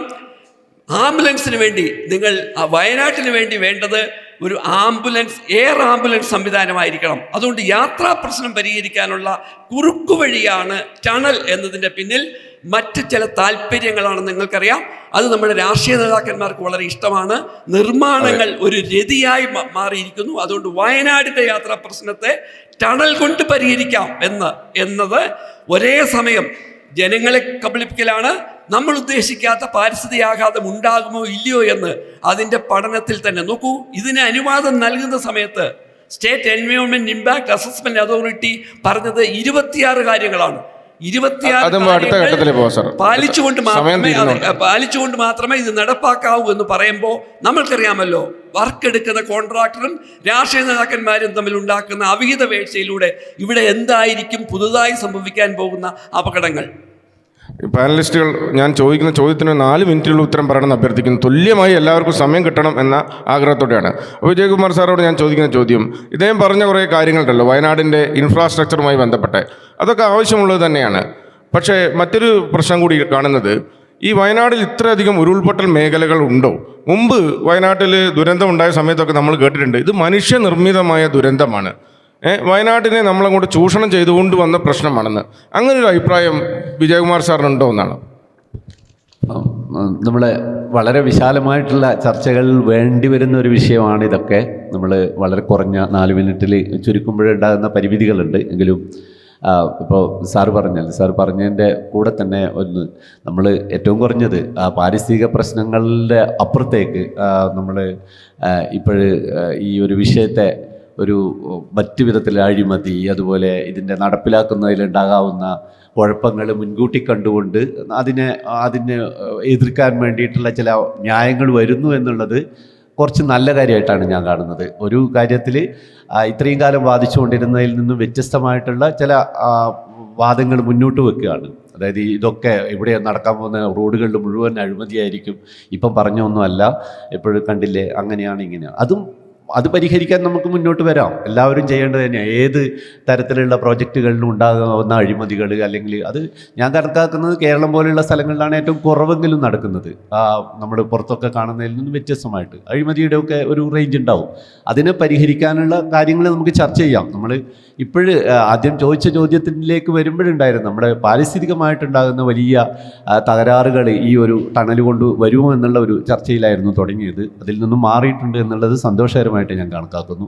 രണ്ടാമത് ഇപ്പം പറഞ്ഞ ഒരു കാര്യം, ഉരുൾപൊട്ടലുകൾ. നമുക്കറിയാം നമ്മുടെ ഭൂമിയിൽ ഉണ്ടാകുന്ന എല്ലാ പുഴകളും ഉണ്ടായത് ഉരുൾപൊട്ടിയിട്ടുണ്ടായതാണ് ഇവിടെ കാണുന്ന എല്ലാ പുഴകളും എല്ലാ തോടുകളും. ഉരുൾപൊട്ടാതെ ഒരു തോടും ഉണ്ടാവില്ല. നമുക്ക് അറിയാം, ഈ കേരളത്തിലെ അല്ലെങ്കിൽ ഈ ലോകത്തിലെ തന്നെ എല്ലാ കാട്ടിൻ്റെ ഉള്ളിലും എവിടെയൊക്കെ മഴ ഭീകരമായിട്ട്, അതായത് അതിന് താങ്ങാൻ പറ്റുന്നതിലധികം മഴ വരുന്നുണ്ടോ അപ്പോഴൊക്കെ അവിടെ നിന്നുള്ള മണ്ണും ഒക്കെ കൂടി കുത്തിയൊലിച്ച് വരും. നമ്മളിത് കാണുന്നത് ഇപ്പോഴും നമ്മളുടെ ഇതിൻ്റെ വിസിബിലിറ്റി കൂടുന്നു. അതായത് ആൾക്കാർക്ക് ഉണ്ടാകുന്ന ഡാമേജസ് സാറ് പറഞ്ഞ പോലെ തന്നെ ഏറ്റവും കൂടുതൽ ആൾക്കാർക്ക് പ്രശ്നം വരുമ്പോഴാണ് നമ്മളതിനെ ചർച്ചയിലേക്ക് വരുന്നത്. എത്രയോ 10,000-കണക്കിന് ഉരുൾപൊട്ടലുകളിൽ ഒരു മനുഷ്യരും അറിഞ്ഞിട്ട് പോലുമില്ല. ഇപ്പോഴും നമ്മുടെ കാടുകളുടെ ഉള്ളിൽ നടക്കുന്ന ഉരുൾപൊട്ടലുകളൊന്നും നമ്മൾ അറിയുന്നില്ല. ഇപ്പോഴും പലപ്പോഴും നമ്മൾ സാറ്റലൈറ്റ് ഇമേജിലൂടെയൊക്കെയാണ് കാണുന്നത്. നമുക്ക് കഴിഞ്ഞ വർഷമൊക്കെ നമ്മുടെ 2018 ഉണ്ടായിരുന്നപ്പോഴും പിന്നീട് ഉണ്ടായിരുന്ന ഉരുൾപൊട്ടലിനൊക്കെ പറഞ്ഞിട്ടുണ്ട് ഡോക്ടർ അനിൽ സക്കറിയൊക്കെ അതിനു മുമ്പ് പോയപ്പോഴും കണ്ടിരുന്ന പല ഉരുൾപൊട്ടലുകൾ അദ്ദേഹം തവളയെ അന്വേഷിച്ച് പോയപ്പോഴപ്പോൾ കാട്ടിൽ കണ്ടിരിക്കുന്നത് നമ്മളൊന്നും പുറത്തറിഞ്ഞിട്ടില്ല. അങ്ങനെ പോയപ്പോഴാണ് അവിടെ ഉരുൾപൊട്ടിയത് കാണുന്നത് പോലും. അപ്പോൾ ഉരുൾപൊട്ടൽ സ്വാഭാവികമായിട്ടുള്ള പ്രകൃതിയിലുണ്ടാകുന്നത് നമ്മളെ ഇടപെടൽ മൂലം ഉണ്ടാകുന്നു എന്ന് പറയുന്നത് ഈ പറഞ്ഞ സ്വാഭാവികമായിട്ടുള്ള മഴയുടെ അനുപാതത്തിലോ അല്ലെങ്കിൽ അതിൻ്റെ രീതിയിലോ മാറ്റം വരുത്തിയിട്ടുണ്ട്. ആ മാറ്റം വരുത്തിയിട്ടുണ്ട്, ഉറപ്പ് തന്നെയാണ്. കാലാവസ്ഥാ വ്യതിയാനം എന്ന് പറയുന്നത് വെറും ഒരു കഥയല്ല, അത് വളരെ ക്ലിയറായിട്ട് നമ്മുടെ മുന്നിലുണ്ട്, അതിലാർക്കും സംശയമില്ല. പക്ഷെ അപ്പോഴും ഈ കാലാവസ്ഥാ വ്യതിയാനത്തിന് കാരണക്കാർ ഈ നമ്മുടെ കേരളത്തിലെ അല്ലെങ്കിൽ വയനാട്ട് ജില്ലക്കാരോ അല്ലെങ്കിൽ കേരളത്തിൽ ജീവിക്കുന്നവരോ ഇന്ത്യക്കാരോ പോലും അല്ല എന്നുള്ളതാണ് ഏറ്റവും പ്രധാനമായിട്ടുള്ളത്. കാലാവസ്ഥാ വ്യതിയാനമുണ്ട്, അതിന് നമ്മളൊക്കെ ചെയ്തിരിക്കുന്ന അതിലുള്ള നമ്മുടെ സംഭാവന എന്ന് പറയുന്നത് വളരെ വളരെ വളരെ വളരെ തുച്ഛമാണ്. നമ്മളെ ഇപ്പോഴും ചെയ്യുന്ന നമ്മൾ ഒട്ടും ചെയ്യുന്നില്ല എന്നല്ല, നമ്മൾ ശ്വാസം കഴിക്കാതെ നമുക്ക് കാർബൺ ഡൈ ഓക്സൈഡ് പുറത്തേക്ക് വിടാതെ ജീവിക്കാൻ പറ്റില്ലല്ലോ. അത്ര പോലെ ഏറ്റവും പരിമിതമായിട്ടുള്ള ലോകത്തിലെ വികസിത രാജ്യങ്ങൾ ഇത്രയും കാലം ചെയ്ത് പുറത്തേക്ക് വിട്ടിരിക്കുന്ന ഈ ഹരിതഗൃഹ വാതകങ്ങളുടെ അളവുമായിട്ട് കമ്പയർ ചെയ്യുമ്പോൾ നമ്മൾ ഇപ്പം സാറ് പറഞ്ഞു 100 കൊല്ലം അവർ ജീവിച്ച പോലെ, അവർ 100 കൊല്ലം മുമ്പ് ജീവിച്ചതുപോലെ, അവർ 100 കൊല്ലം മുമ്പ് ജീവിച്ചതുപോലെ നമ്മളിനി 100 കൊല്ലം ജീവിച്ചാൽ പോലും അവർ ചെയ്ത പാതകത്തിൻ്റെ 1% ആവുള്ളൂ. അപ്പോൾ നമ്മളല്ല ഇതിൻ്റെ കുറ്റവാളികൾ. ഇതിൽ ഉണ്ടാകുന്ന നമ്മൾ കോട്ടോ ഉടമ്പടിയായാലും പാരീസ് ഉടമ്പടിയായാലും ഒക്കെ നമ്മളൊക്കെ പറയുന്നത് 2050 ആകുമ്പോഴേക്ക് കാർബൺ ന്യൂട്രൽ ആക്കണമെന്നും ഇന്ത്യ 2070 എത്തും, നമ്മൾ 2050, നമ്മൾ ചിലപ്പം ഇപ്പോഴും തന്നെ കാർബൺ ന്യൂട്രലാണെന്ന് പറയുന്നുണ്ട്. അപ്പം നമ്മൾ ചെയ്യുന്ന ഒരു മനുഷ്യൻ എന്ന് പറയുന്ന ഇത്രയും ലക്ഷം ആൾക്കാർ, 3.5 കോടി ആൾക്കാർ ജീവിക്കുന്ന ഒരു സ്ഥലത്ത് നിന്ന് ഉണ്ടാകാവുന്ന ഒരു അതിൽ നമുക്ക് പരിമിതപ്പെടുത്താവുന്നതുണ്ട്, ഇല്ല എന്ന് പറയുന്നില്ല. അത് പരിമിതപ്പെടുത്തിയാലും നമ്മൾ എത്ര പരിമിതപ്പെടുത്തിയാലും നമ്മളെല്ലാവരും ഇനി മരമുരിയും ധരിച്ചിട്ട് രാവിലെ വൈകുന്നേരവും പുഴയിലിറങ്ങി വെള്ളം മുക്കി കുടിച്ച് വൈദ്യുതി ഉപയോഗിക്കാതെ യാതൊരു വിധത്തിലും ഇല്ലാതെ പഴയ ഒരു 1500-2000 കൊല്ലം മുമ്പ് പോലെ കേരളത്തിൽ എല്ലാവരും ജീവിക്കാമെന്ന് പറഞ്ഞാലും ആഗോളതാപനം അതേപോലെ തന്നെ ഉണ്ടാവും. അതിൽ വലിയ വ്യത്യാസമൊന്നും കാര്യമായിട്ട് ഉണ്ടാകാൻ പോകുന്നില്ല. അപ്പോഴും ഉരുൾപൊട്ടലും ഉണ്ടാവും. ഇപ്പോൾ ഉരുൾപൊട്ടൽ മനുഷ്യന് ഒട്ടും റോളില്ല എന്നല്ല, മഴയുടെ പാറ്റേൺ മാറ്റിയതിൽ നമുക്ക് റോളുണ്ട്. പക്ഷേ നമ്മൾ കേരളത്തിലെ കുറേ ആൾക്കാരല്ല ഈ മഴയുടെ പാറ്റേൺ മാറ്റിയത്. നമ്മൾക്ക് അതിൽ വളരെ വളരെ വളരെ നിസ്സാരമായിട്ടുള്ള റോളേ ഉള്ളൂ. അതുകൊണ്ട് നമ്മൾ വിചാരിച്ചുകൊണ്ട് ഇനി ഉരുൾപൊട്ടലില്ലാതൊന്നും നിൽക്കില്ല. അടുത്ത കൊല്ലവും ഇതിൻ്റെ നമുക്കറിയാം. അതേപോലെ ഭൂമിയുടെ കടൽ നിരപ്പുകളിൽ വ്യത്യാസം വരുന്നത്. ഇപ്പോൾ കഴിഞ്ഞ പ്രാവശ്യമൊക്കെ പറഞ്ഞ് സുനാമി വന്നതുപോലും മനുഷ്യനുണ്ടാക്കിയതാണെന്ന് പറയുന്ന വിധത്തിലുള്ള ഈ പറഞ്ഞ ബാലിശവാദങ്ങൾ ഉണ്ടാക്കും. സുനാമി ഉണ്ടാകുന്നത് കടലിൻ്റെ അടിയിൽ ഉണ്ടാകുന്ന ഭൂചലനങ്ങളോ അല്ലെങ്കിൽ ഏതെങ്കിലും വിധത്തിലുള്ള കടലിൻ്റെ അടിയിൽ വരുന്ന ചലനങ്ങളാണ്. അത് നമ്മളിവിടെ ഭൂമിയുടെ മുകളിൽ ഈ മനുഷ്യൻ എന്ന് പറയുന്ന ഒരു ജീവവർഗം ജീവിക്കുന്നത് ആരറിഞ്ഞു? നമ്മൾ ഈ പ്രകൃതി അങ്ങനെ ഒരു പ്രകൃതി എന്ന് പറഞ്ഞിട്ടൊരു സാധനമൊന്നുമില്ല. നമ്മളും കൂടി ഇൻക്ലൂഡഡ് ആണ് പ്രകൃതി. എത്രയോ പ്രാവശ്യം ഭൂമിയിലെ സർവനാശം 98.9 അല്ലെങ്കിൽ 99% ജീവവർഗങ്ങൾ അതുവരെ ഉണ്ടായത് മുഴുവൻ ഇല്ലാണ്ടായിട്ടുണ്ട്. അന്നേരൊന്നും മനുഷ്യനുണ്ടായിട്ടില്ല. മനുഷ്യനുണ്ടായിട്ട് 3 ലക്ഷം കൊല്ലമേ ആയിട്ടുള്ളൂ. അങ്ങനെ 5-6ാമത്തെ തവണ എത്താൻ പോവുക. അതിങ്ങനെ സംഭവിച്ചുകൊണ്ടിരിക്കും, സൈക്ലിക്കാണ്. അതിൻ്റെ ഇടയിൽ ഇത്തിരി കാലം ജീവിക്കുന്ന ഒരു കുഞ്ഞു ജീവവർഗ ഇവർ ചിലപ്പോൾ പെറ്റുപെരുകും. ഇനി 800 കോടിയുള്ളത് 1000 കോടിയാവും. അതാവുമ്പോൾ നിൽക്കും, അതിലപ്പുറം പോകാൻ പറ്റില്ല. അപ്പോഴുണ്ടാകുന്ന ഭൂമിയിലെ കുറേ ജീവവർഗം നശിച്ചു പോകുമായിരിക്കും. നമ്മളെ കൊണ്ട് കുറേ കാട് പോയിട്ടുണ്ടാകും, കടൽ പോയിട്ടുണ്ടാവും, ഭൂമിയിൽ വെള്ളം കയറിയിട്ടുണ്ട്. ഇതൊക്കെ വീണ്ടും റിപ്പീറ്റഡ് ആവും. കുറേ കഴിയുമ്പോൾ ഈ ജീവവർഗമൊക്കെ പോയിട്ട് വേറൊരു ജീവവർഗം വരും, മനുഷ്യനെക്കാളും ചിലപ്പോൾ മികച്ചതോ അതിന് അത്രക്കൊന്നും ഇല്ലാത്തതോ, ഒരു 100 ലക്ഷം കൊല്ലം കഴിയുമ്പോഴായിരിക്കും ചിലപ്പോൾ ഉണ്ടാകുക. അതിങ്ങനെ സംഭവിക്കുക. അതിൽ നമ്മളിങ്ങനെ ഈ പറഞ്ഞ പോലെ ഇനി വരുന്ന തലമുറക്ക് എന്ന് പറയുന്നത്, ഈ തലമുറക്ക് ജീവിച്ചിട്ടാണ് അടുത്ത തലമുറ ജീവിക്കേണ്ടത്. ഇനി വരുന്ന തലമുറ ഉണ്ടാകണമെന്ന് പോലുമില്ല. അങ്ങനെ ഒരു തലമുറക്ക് വേണ്ടിയിട്ട് ഈ ഇപ്പോൾ കിട്ടിയിരിക്കുന്ന മതവിശ്വാസികളെ സംബന്ധിച്ചിടത്തോളം ഇതിൻ്റെ ശേഷം കുറച്ചു കാലം കഴിഞ്ഞിട്ട് ഒരു സ്വർഗവും അവിടെ അനന്തകാലം ദൈവത്തിൻ്റെ കൂടെ അടുത്തിരുന്ന് ജീവിക്കാമെന്നൊക്കെ ഉണ്ടാവും. അങ്ങനെ ഉണ്ടെങ്കിലും ഓക്കെ, അങ്ങനെ ഇല്ലെങ്കിലോ ജീവവർഗം നമ്മൾ ജീവിക്കുന്നത് നമുക്ക് പരിസ്ഥിതിക്ക്, അതായത് നമ്മുടെ കൂടെയുള്ള ഇന്ന് ജീവിക്കുന്ന അല്ലെങ്കിൽ ഈ ഒരു 2-3 തലമുറയിൽ ജീവിക്കുന്ന ആൾക്കാർക്കെങ്കിലും വലിയ കുഴപ്പമില്ലാത്ത വിധത്തിൽ ഈ പ്രകൃതിയെ ഇങ്ങനെ നിലനിർത്തിക്കൊണ്ട്, പ്രകൃതിയെ നിലനിർത്തുമെന്ന് പറഞ്ഞാൽ നമ്മളെ ഇടപെട്ടിട്ടൊന്നുമല്ല, അല്ലാതെ നിലനിർത്തിക്കൊണ്ട് ജീവിച്ചു പോകാനുള്ള മിനിമം പരിപാടികളിൽ നമ്മൾ വേണം. അല്ലാതെ എല്ലാം ആർത്ത് എല്ലാവരുടെയും തീർക്കലല്ല ഞാൻ പറഞ്ഞത്. അല്ലാതെ നമ്മളീ പറയും പോലെ അത്ര ഭയപ്പെട്ടുകൊണ്ട് ഭയങ്കര കുറ്റബോധത്തോടെ ഞാൻ ഈ ഭൂമിയും പ്രകൃതിയും നശിപ്പിച്ചു അയ്യോ എന്നും പറഞ്ഞുകൊണ്ട് കരഞ്ഞുകൊണ്ട് നെഞ്ഞത്തടിച്ച് മാത്രമൊന്നും നമ്മൾ ചെയ്തിട്ടില്ല. ഇത്ര കുറ്റബോധം അർഹിക്കുന്നില്ല മലയാളി എന്ന് ഞാൻ വിളിച്ചത്. ജഗദീഷ് സാറിന് അതിൽ കുറച്ച് കൂട്ടിച്ചേർക്കാൻ പറ്റും. അന്താരാഷ്ട്ര തലത്തിലൊക്കെ എന്തെല്ലാം പ്രവർത്തനങ്ങളാണ് ഇത്തരം കാര്യങ്ങൾ നിയന്ത്രിക്കാൻ, ഉരുൾപൊട്ടലുകൾ, പ്രകൃതി ദുരന്തങ്ങളൊക്കെ ചെയ്യുന്നത്? ഇത്തരം കാര്യങ്ങളൊക്കെ ഒന്ന് വിശദീകരിക്കാൻ പറ്റുമോ? തീർച്ചയായും. അതിനു മുമ്പ് ഒരു കാര്യത്തിനും കൂടെ മറുപടി പറഞ്ഞു പോകാമെന്ന് കരുതുന്നു. ചുരമിറങ്ങുന്ന ബുദ്ധിമുട്ടിനെ കുറിച്ച് പറഞ്ഞപ്പോൾ വയനാട്ടിൽ എയിംസ് വരണം എന്നാണ് ആവശ്യപ്പെട്ടത്. അപ്പോൾ അതിൻ്റെ പുറകിൽ പറയാതെ പറഞ്ഞൊരു കാര്യമുണ്ട്. വയനാട്ടുകാർ തൽക്കാലം വയനാട്ടിൽ നിന്നാൽ മതി, ചുരം ഇറങ്ങണ്ട. കാരണം അതാണ് അതിൽ ഉദ്ദേശിക്കുന്നത്. അതെന്തിനാണ് എന്നുകൂടെ ചോദിച്ചു കഴിഞ്ഞാൽ, അതിൻ്റെ ഇതിലേക്ക് പോയി കഴിഞ്ഞാൽ അതിൻ്റെ കൃത്യമായ ഉത്തരം കിട്ടും. കാരണം എന്തിനാണ്, ആർക്ക് വേണ്ടിയിട്ടാണ് ഇവിടെ ഉയരുന്ന നിലവിളികളും മുറവിളികളും ഇത്തരം പ്രതിഷേധങ്ങളും? ഇത് വളരെ എളുപ്പത്തിൽ ഇപ്പോൾ ഞാൻ കുറച്ച് മാസങ്ങൾക്ക് മുമ്പേ പ്രകൃതി സംരക്ഷണ സമിതിയുടെ പ്രസിഡൻ്റായിരുന്ന ഭാരവാഹിയായിരുന്ന ബാദുഷിയായിട്ട് വന്ദേ ഭാരതിലേക്ക് തിരുവനന്തപുരത്തേക്ക് പോകുമായിരുന്നു. ആ സമയത്ത് അദ്ദേഹമായിരുന്നു ഹൈക്കോടതിയിൽ വയനാട് തുരങ്കത്തിനെതിരെ കേസ് കൊടുത്തിരുന്നത്. അപ്പം ഞാൻ അദ്ദേഹത്തോട് ചോദിച്ചു, എന്താണ് വയനാടിൻ്റെ ഭാവി? അപ്പോൾ അദ്ദേഹം എന്നോട് പറഞ്ഞത് വയനാടിനൊരു ഭാവി ഇല്ല എന്നാണ്. എന്തുകൊണ്ടാണെന്ന് വെച്ച് കഴിഞ്ഞപ്പോൾ അയാൾ നിർദ്ദേശിച്ച കുറച്ച് കാര്യങ്ങൾ പറഞ്ഞിട്ട് പോയി കഴിഞ്ഞാൽ അതിന് കൃത്യമായ ഉത്തരവും. ബാദുഷ ആവശ്യപ്പെട്ടത് വയനാട്ടിലേക്ക് വരുന്നവർ 2 മാസം മുമ്പേ അപേക്ഷ കൊടുക്കുകയും ആ അപേക്ഷ ഒരു കമ്മിറ്റി, എങ്ങനത്തെ കമ്മിറ്റി ആയിരിക്കണമെന്ന് നിങ്ങൾക്ക് ഊഹിക്കാം, അങ്ങനെ ഒരു കമ്മിറ്റി റിവ്യൂ ചെയ്തതിന് ശേഷം വയനാടിൻ്റെ ക്യാരിയിങ് കപ്പാസിറ്റി അനുസരിച്ചിട്ട് ആരെ വയനാട്ടിലേക്ക് വിടണ്ട എന്ന് തീരുമാനിക്കണം. അങ്ങനെയാണെങ്കിൽ മാത്രമേ വയനാട് നിലനിൽക്കൂ. അങ്ങനെയാണ് വേണ്ടത്. ചുരം എന്ത് ചെയ്യണം എന്ന് ചോദിക്കുമ്പോൾ ചുരം നിവർത്തണം എന്നാണ് പറഞ്ഞത്. അപ്പോൾ അതല്ലാണ്ട് തുരങ്കപാതയെക്കുറിച്ചൊന്നും അവർ ചിന്തിക്കുന്ന പോലുമില്ല. കാരണം വയനാട്ടുകാർക്ക് എന്ത് വേണം വേണ്ട എന്ന് തീരുമാനിക്കേണ്ടത്, അജണ്ട നിശ്ചയിക്കുന്നത് ആര് എന്നുള്ളൊരു ചോദ്യമുണ്ട്. ആർക്ക് വേണ്ടിയിട്ടാണ് ഈ അജണ്ട നിശ്ചയിക്കുന്നത് എന്നതാണ് ഇതിലേറ്റവും പ്രസക്തമായ കാര്യം.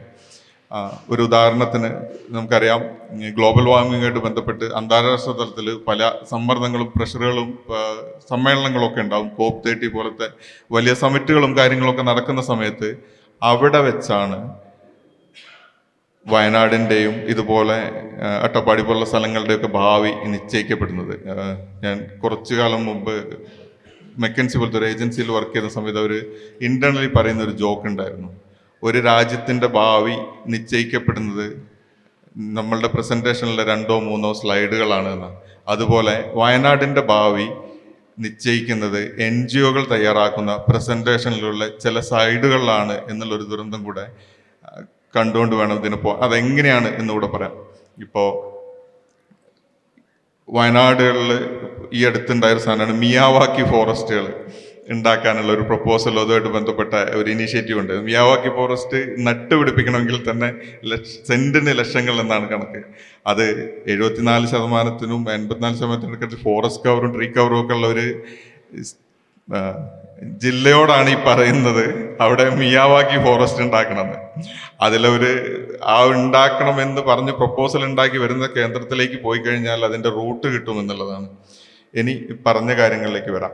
വിദേശങ്ങളിലൊക്കെ ഇതിൻ്റെ മുമ്പ് ഞാൻ ജോലി ചെയ്തിരുന്നത് ദുബായിലായിരുന്നു. ദുബായിൽ ഒരു സമയമായി കഴിഞ്ഞു കഴിഞ്ഞാൽ മൈന, തത്ത, പ്രാവുകൾ ഇവയൊക്കെ ഉൾപ്പെടെ ഒരു മുനിസിപ്പാലിറ്റിയുടെ ഒരു ടീം വന്നിട്ട് പിടിക്കുകയും അവയെ കൊല്ലുകയും ചെയ്യുമായിരുന്നു. എന്തിനാണ് എന്ന് വെച്ച് കഴിഞ്ഞാൽ അത് അധിനിവേശ ജീവികളായിരുന്നു. അതൊരു ലിമിറ്റിന് മുകളിൽ പോയി കഴിഞ്ഞാൽ അതിനെ അവരെ കൊന്നു തന്നെ തീർക്കുമായിരുന്നു. അപ്പോൾ ഇത് നിലനിൽക്കേണ്ടതിനൊരു തത്തയും കൊല്ലും. അപ്പോൾ ഈ എക്കോളജിക്കൽ ബാലൻസ് വളരെ പ്രധാനപ്പെട്ട ഒരു കാര്യമാണ്. അതിൻ്റെ ഒരു ദുരന്തം അനുഭവിക്കുന്ന ഒരു സ്ഥലമാണ് വയനാട്. വയനാട്ടിൽ ഉണ്ടാവുന്ന വന്യമൃഗ ശല്യത്തിൻ്റെ ഒരു വളരെ സിമ്പിളായിട്ട് ഏറ്റവും ബേസിക് ലോജിക്കിൽ പറഞ്ഞാൽ, ഒരു മനുഷ്യൻ നികുതി അടയ്ക്കുന്ന ഒരു സ്ഥലത്ത് അവന് ജീവിക്കാനും അവൻ്റെ സ്വത്തിനും സംരക്ഷണം നൽകേണ്ട ഒരു സർക്കാർ അവൻ്റെ ആ സ്ഥലത്ത് വെച്ചിട്ട് വന്യമൃഗത്താൽ അവൻ കൊല്ലപ്പെടുന്ന സമയത്ത് ഒരു 10 ലക്ഷം രൂപ എന്നുള്ള ഒരു ഇതിൽ ആ ഒരു കേസ് അവസാനിപ്പിക്കുന്നതിലെ ഒരു വൈരുദ്ധാത്മകതയുണ്ട്. അത് എങ്ങനെയാണ് അഡ്രസ്സ് ചെയ്യപ്പെടേണ്ടത് എന്ന് വെച്ച് കഴിഞ്ഞാൽ ഇതിൻ്റെ പുറകിൽ ആരാണ് ഈ പ്രതിഫലം നിശ്ചയിക്കുന്നത്? ഒരു മനുഷ്യൻ്റെ വില 10 ലക്ഷം രൂപയാണ് നിശ്ചയിക്കുന്നത് ആരാണ്? അല്ലെങ്കിൽ നമ്മുടെ വനംവകുപ്പിൻ്റെ നിയമങ്ങൾ ആരാണ് നിശ്ചയിക്കുന്നത്? നമ്മളോ നമ്മുടെ സർക്കാരോ അല്ല. അതിൽ വിദേശ ഏജൻസികൾക്കുള്ള റോൾ എന്താണ്?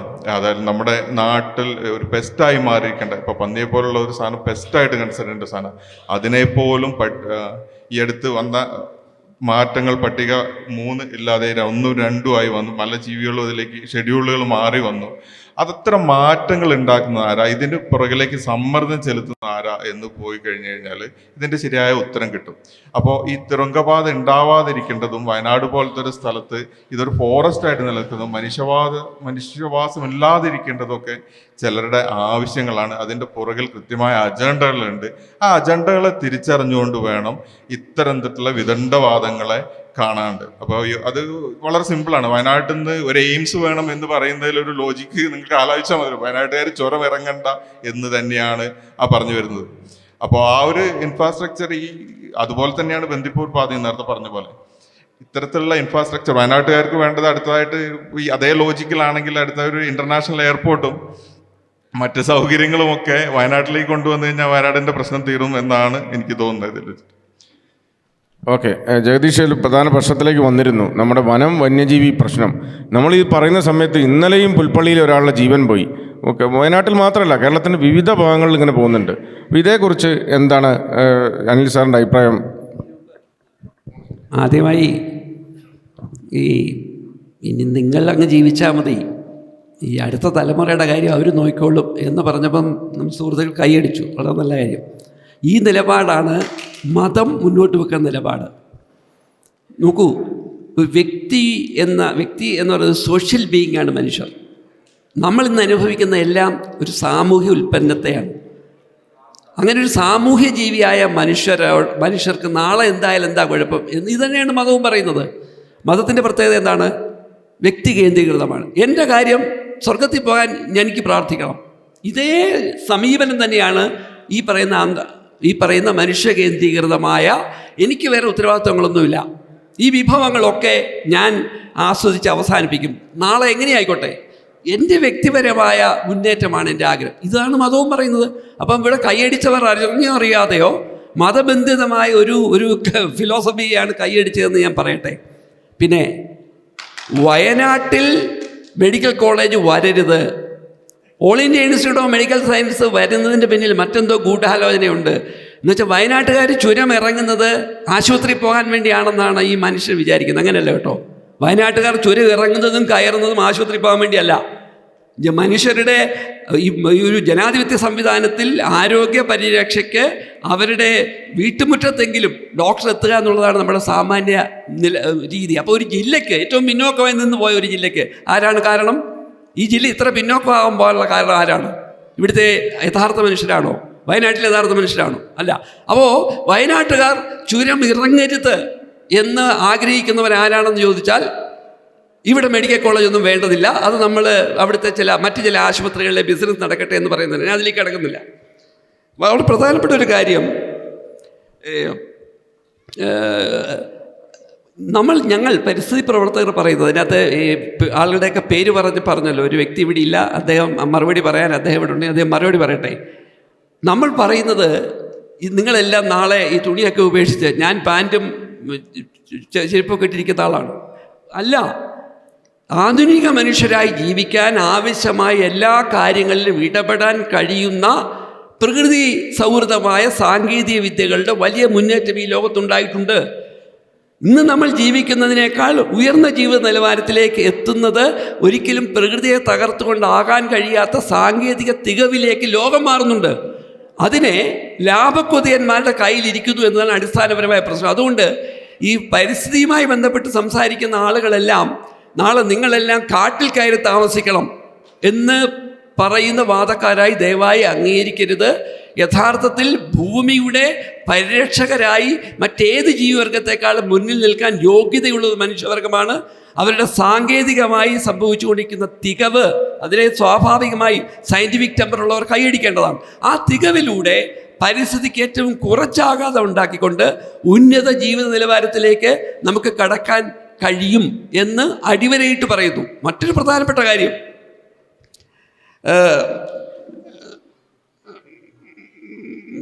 വളരെ പ്രധാനപ്പെട്ട കാര്യം വയനാട്ടിലെ പ്രശ്നമാണ്. നോക്കൂ, വയനാട്ടിൽ എത്ര കുടുംബങ്ങളുണ്ട്?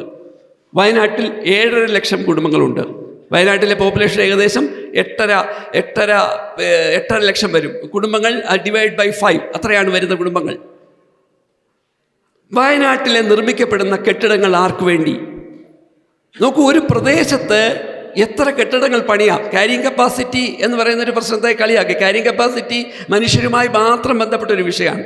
ഒരു പ്രദേശത്ത് ഇത്ര ആളുകളെ വന്ന് അതിൽ കൂടുതൽ ആളുകൾ വന്നാൽ ആ പ്രദേശത്തിൻ്റെ സ്വാഭാവികമായ പല പ്രശ്നങ്ങളും അപകടത്തിൽപ്പെടും നമുക്കറിയാം. ഇപ്പം ദുബൈയെ നമുക്കിതുമായി കമ്പയർ ചെയ്യാൻ കഴിയില്ല. ദുബൈയെ പോലെ ലോകത്തിലെ ഏറ്റവും അപകടകരമായി ജീവിക്കുന്നവർ, ലോകത്തിലെ ഏറ്റവും അപകടകരമായ മാതൃകകൾ സൃഷ്ടിച്ചിട്ടുള്ള രാജ്യങ്ങളിലൊന്നാണ് സിംഗപ്പൂരും ദുബൈയും.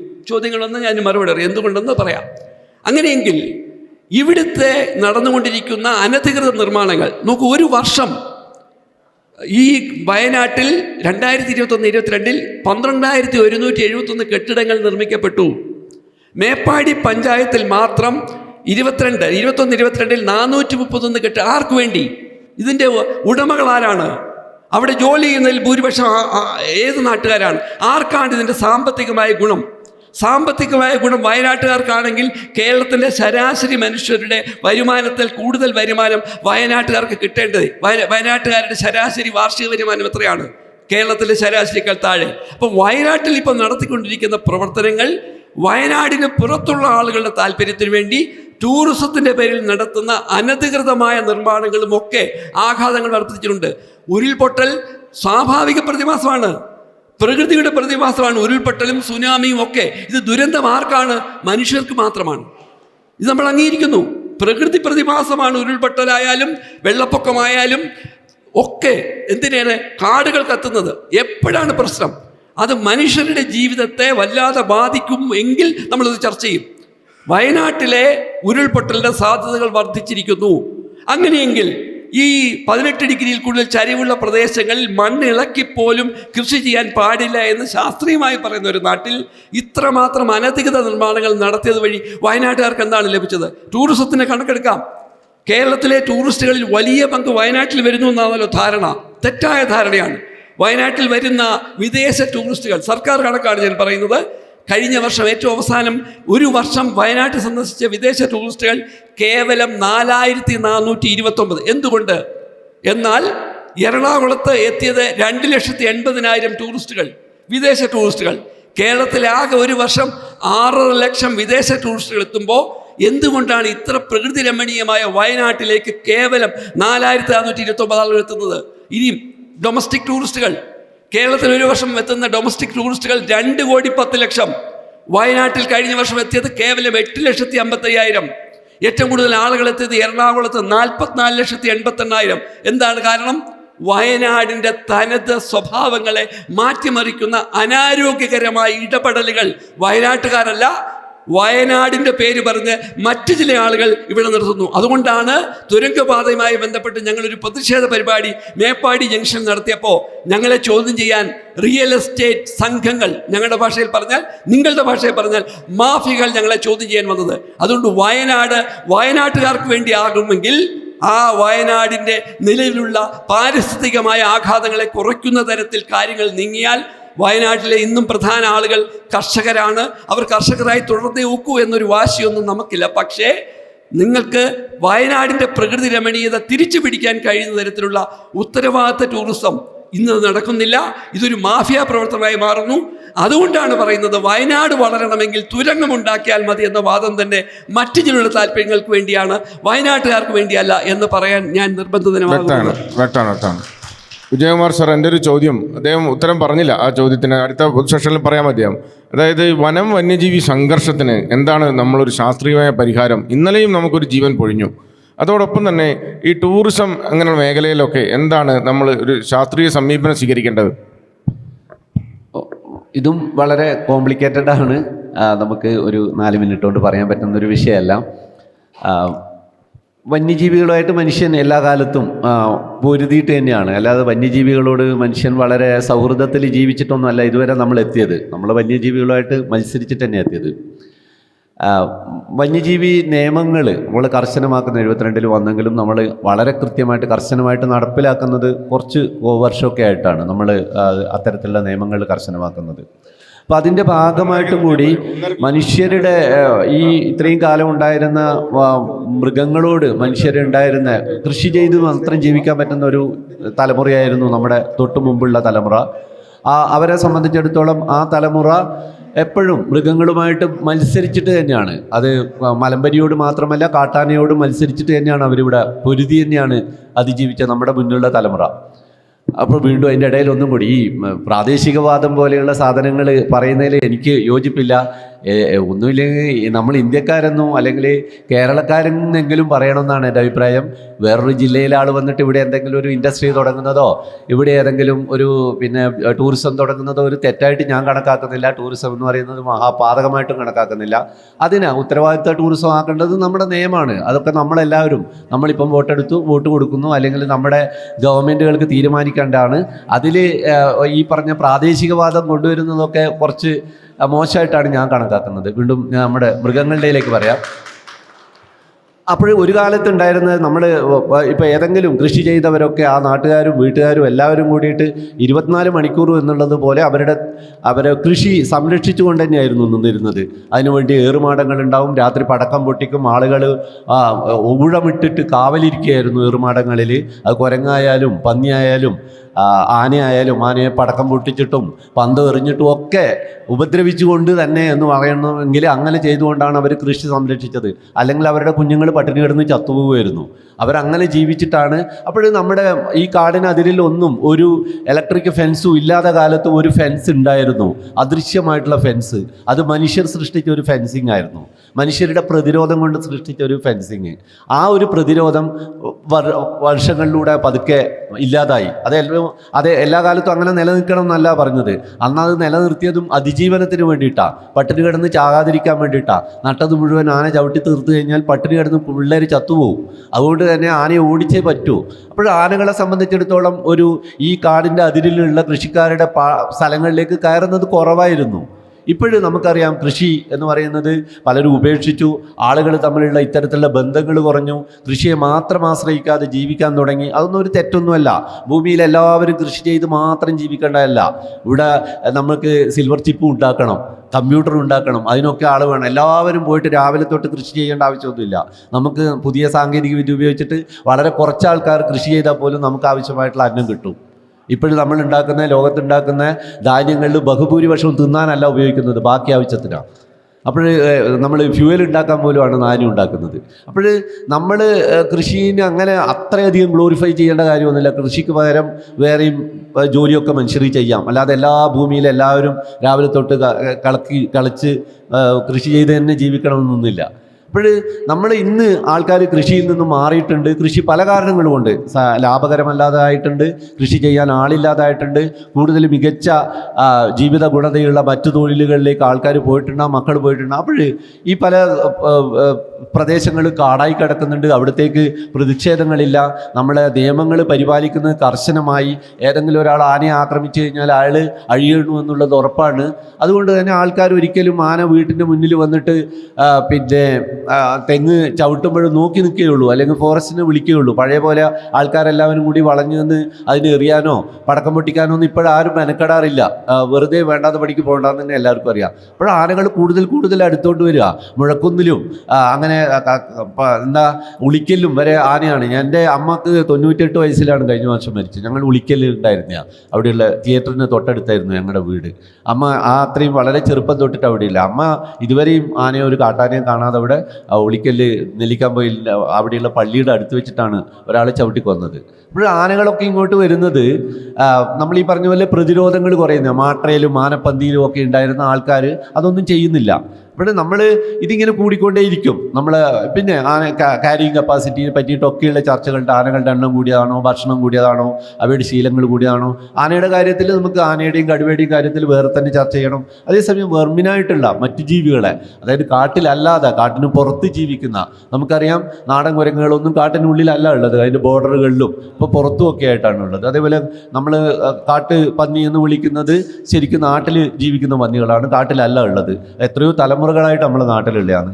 അത്തരമുള്ളവയെ കൃഷിക്ക് മാത്രമല്ല നമ്മുടെ ദൈനംദിന ജീവിതത്തിന് പോലും പ്രശ്നമാകുമ്പോൾ അതിന് എന്ത് ചെയ്യണം, അഡ്രസ്സ് ചെയ്യേണ്ടത് എന്നുള്ള വളരെ പ്രധാനപ്പെട്ട ഒരു ചോദ്യമുണ്ട്.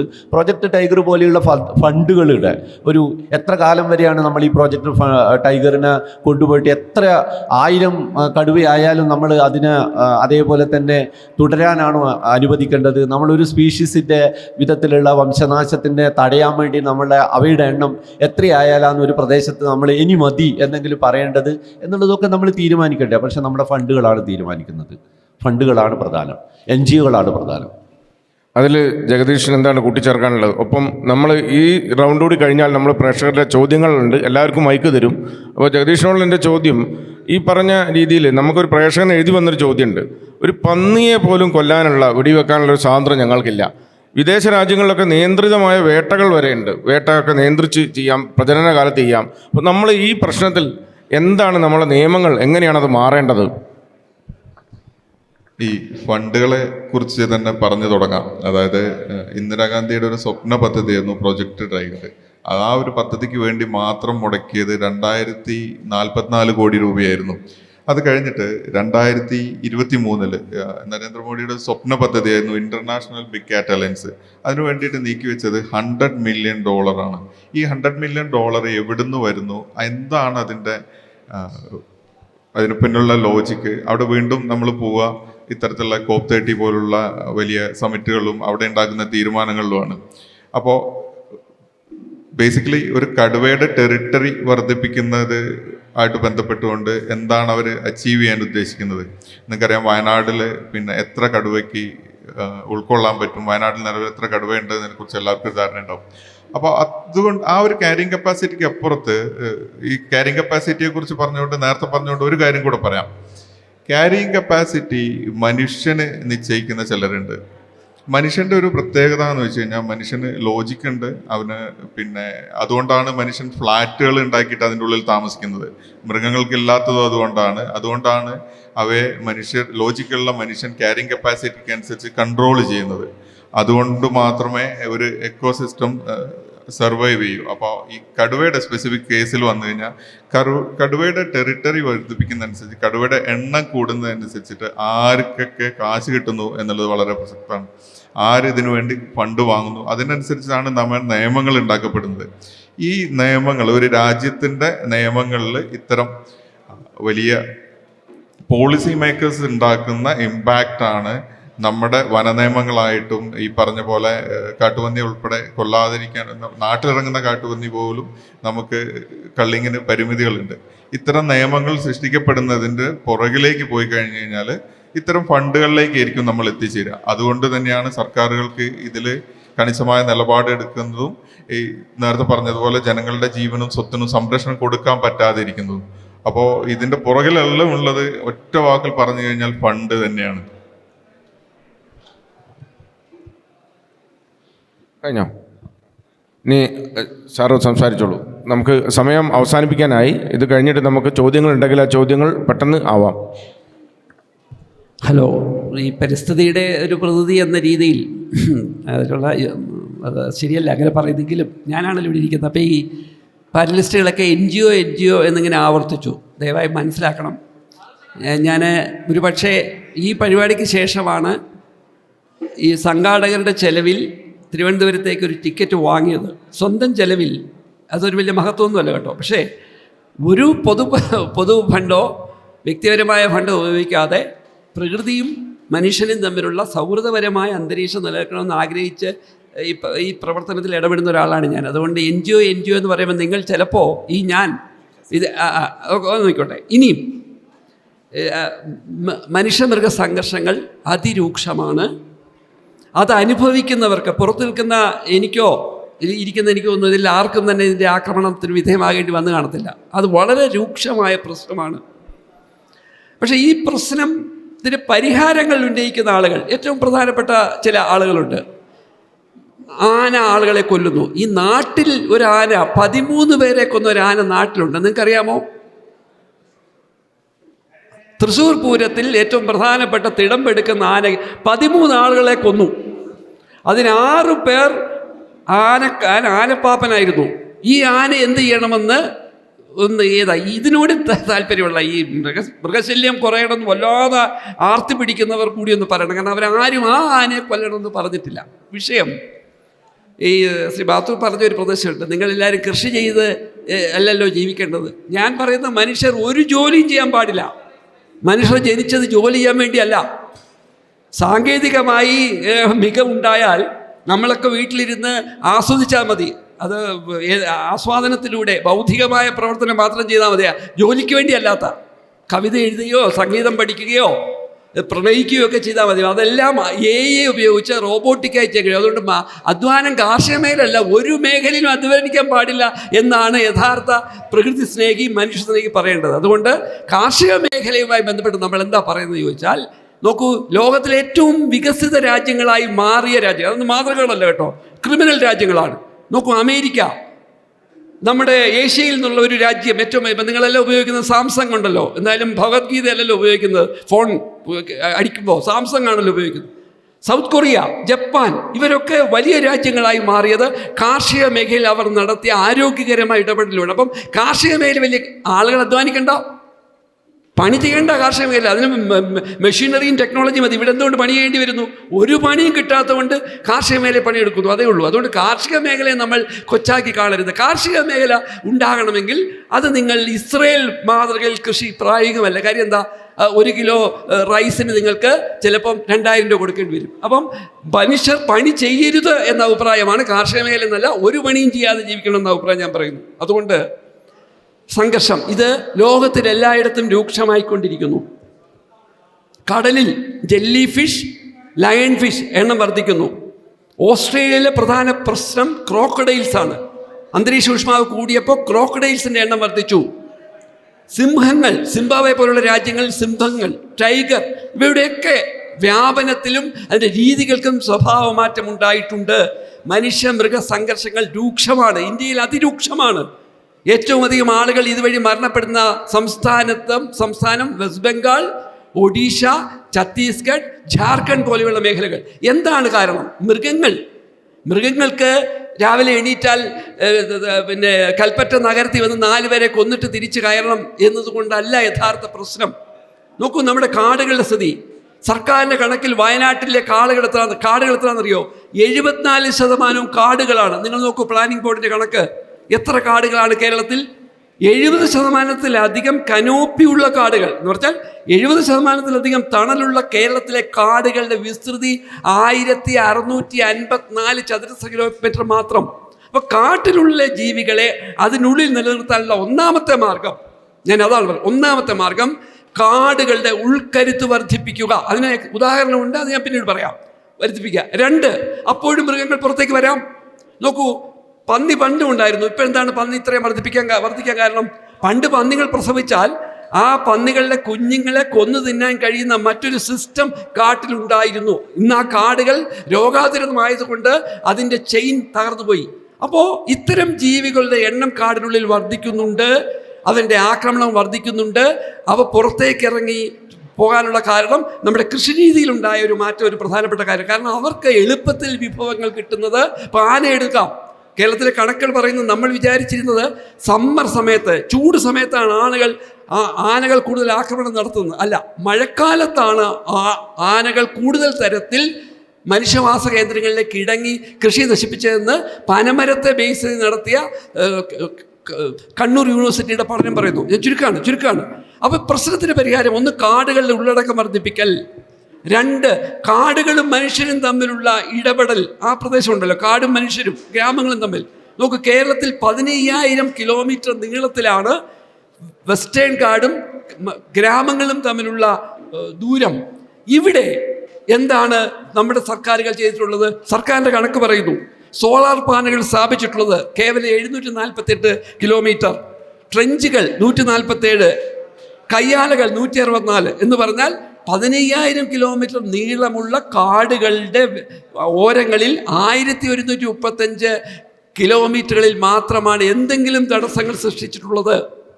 ഇനിയും മൃഗങ്ങളിറങ്ങി നഷ്ടം ഉണ്ടാവും. മനുഷ്യരെ ആക്രമിക്കുന്നു, കൊലപ്പെടുത്തുന്നു. മൃഗങ്ങൾ, അങ്ങനെ വരുന്ന മൃഗങ്ങളെ കൈകാര്യം ചെയ്യാൻ ശാസ്ത്ര സാങ്കേതികമായ പുതിയ ടെക്നോളജികൾ ഉപയോഗിക്കുന്നുണ്ട് മറ്റു രാജ്യങ്ങൾ. അതിലേക്ക് നമുക്ക് ആലോചിക്കാം.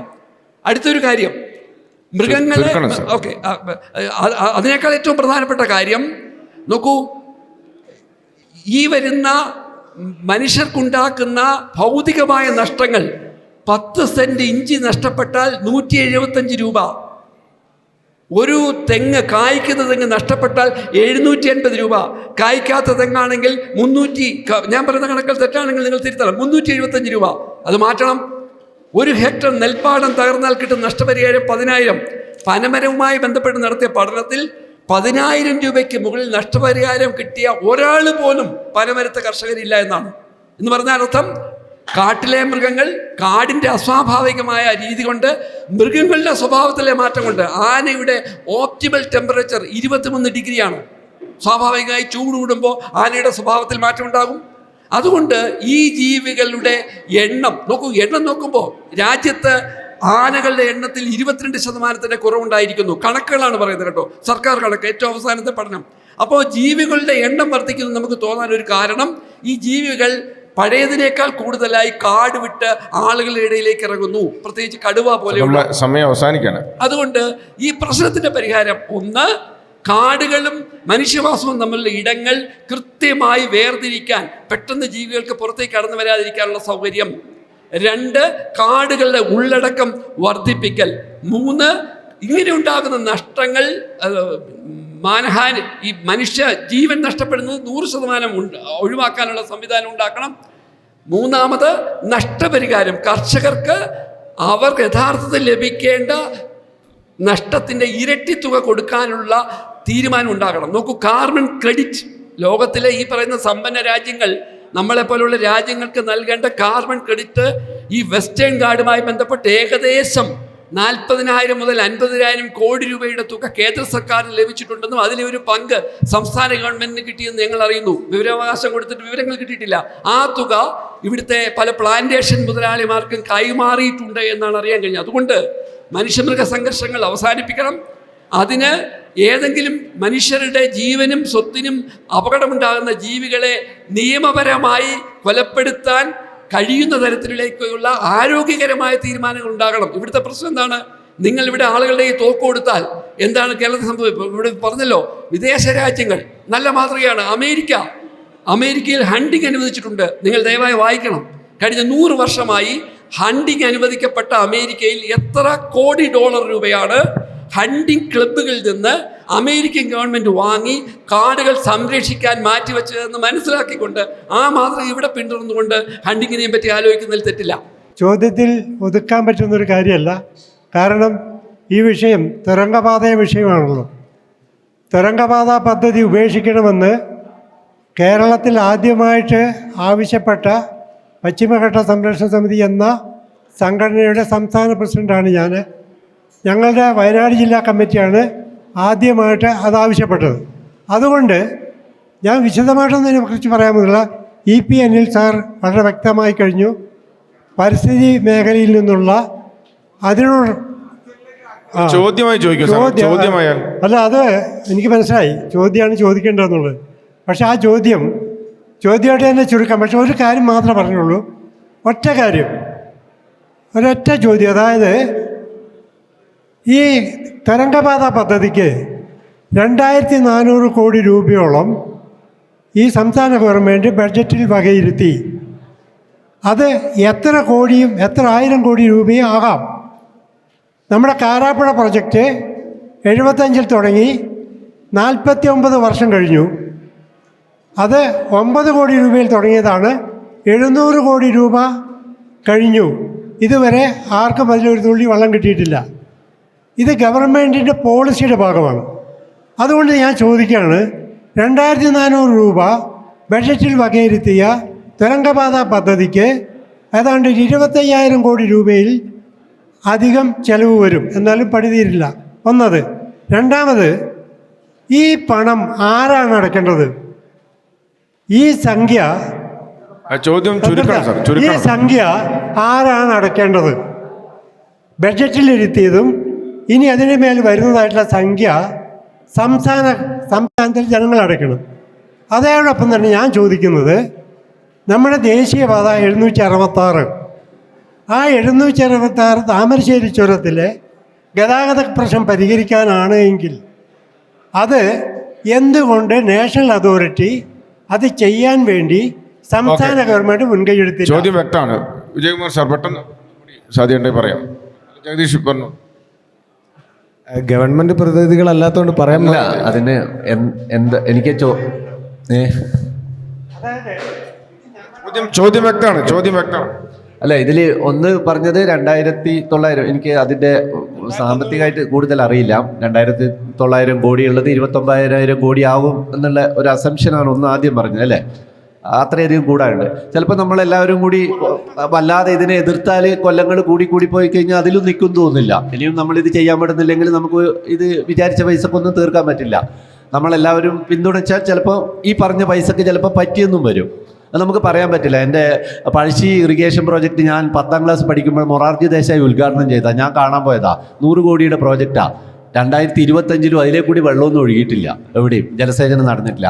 അതിനിപ്പോൾ നമ്മൾ എന്ത് ചെയ്യാൻ പറ്റുമെന്ന് വെച്ചാൽ നമ്മുടെ കുറ്റമാണ്. നമ്മുടെ ഇവിടെയുള്ള രാഷ്ട്രീയ പാർട്ടികളും അത് ഇംപ്ലിമെൻ്റ് ചെയ്യുന്ന എല്ലാത്തിനും അതിന് മൊത്തത്തിൽ നമുക്ക് പെട്ടെന്ന് ഒരു ദിവസം കൊണ്ട് മാറ്റാനൊന്നും തോന്നുന്നില്ല. കമ്മീഷൻ ഉണ്ടാവും, ഒക്കെ ഉണ്ടാവും. അതൊക്കെ മാറ്റി കൊണ്ടുവരിക. നമ്മൾ പൊളിറ്റിക്കലായിട്ട് എങ്ങനെയൊക്കെ ഇടപെടാൻ പറ്റുമോ അതൊക്കെ ഇടപെട്ടുകൊണ്ട് ചെയ്യുക. രണ്ടാമത്തെ ഉദ്ദേശിച്ച് ഇതാര് കൊടുക്കുമെന്ന് നമ്മൾ കൊടുക്കുന്നത് നമുക്കറിയാം. നമ്മളിപ്പം ലോകത്ത് എല്ലാ സ്ഥലത്തും ചിലപ്പോൾ ഉണ്ടാവും ജനങ്ങളോട് പൂർണ്ണമായിട്ടുള്ള പ്രതിബദ്ധതയുള്ള സർക്കാരുകൾ ഉണ്ടാവും. എല്ലാം സർവീസ് സെക്ടറിലേക്ക് മാറ്റണമെന്ന് ആഗ്രഹിക്കുന്നവരുണ്ടാവും.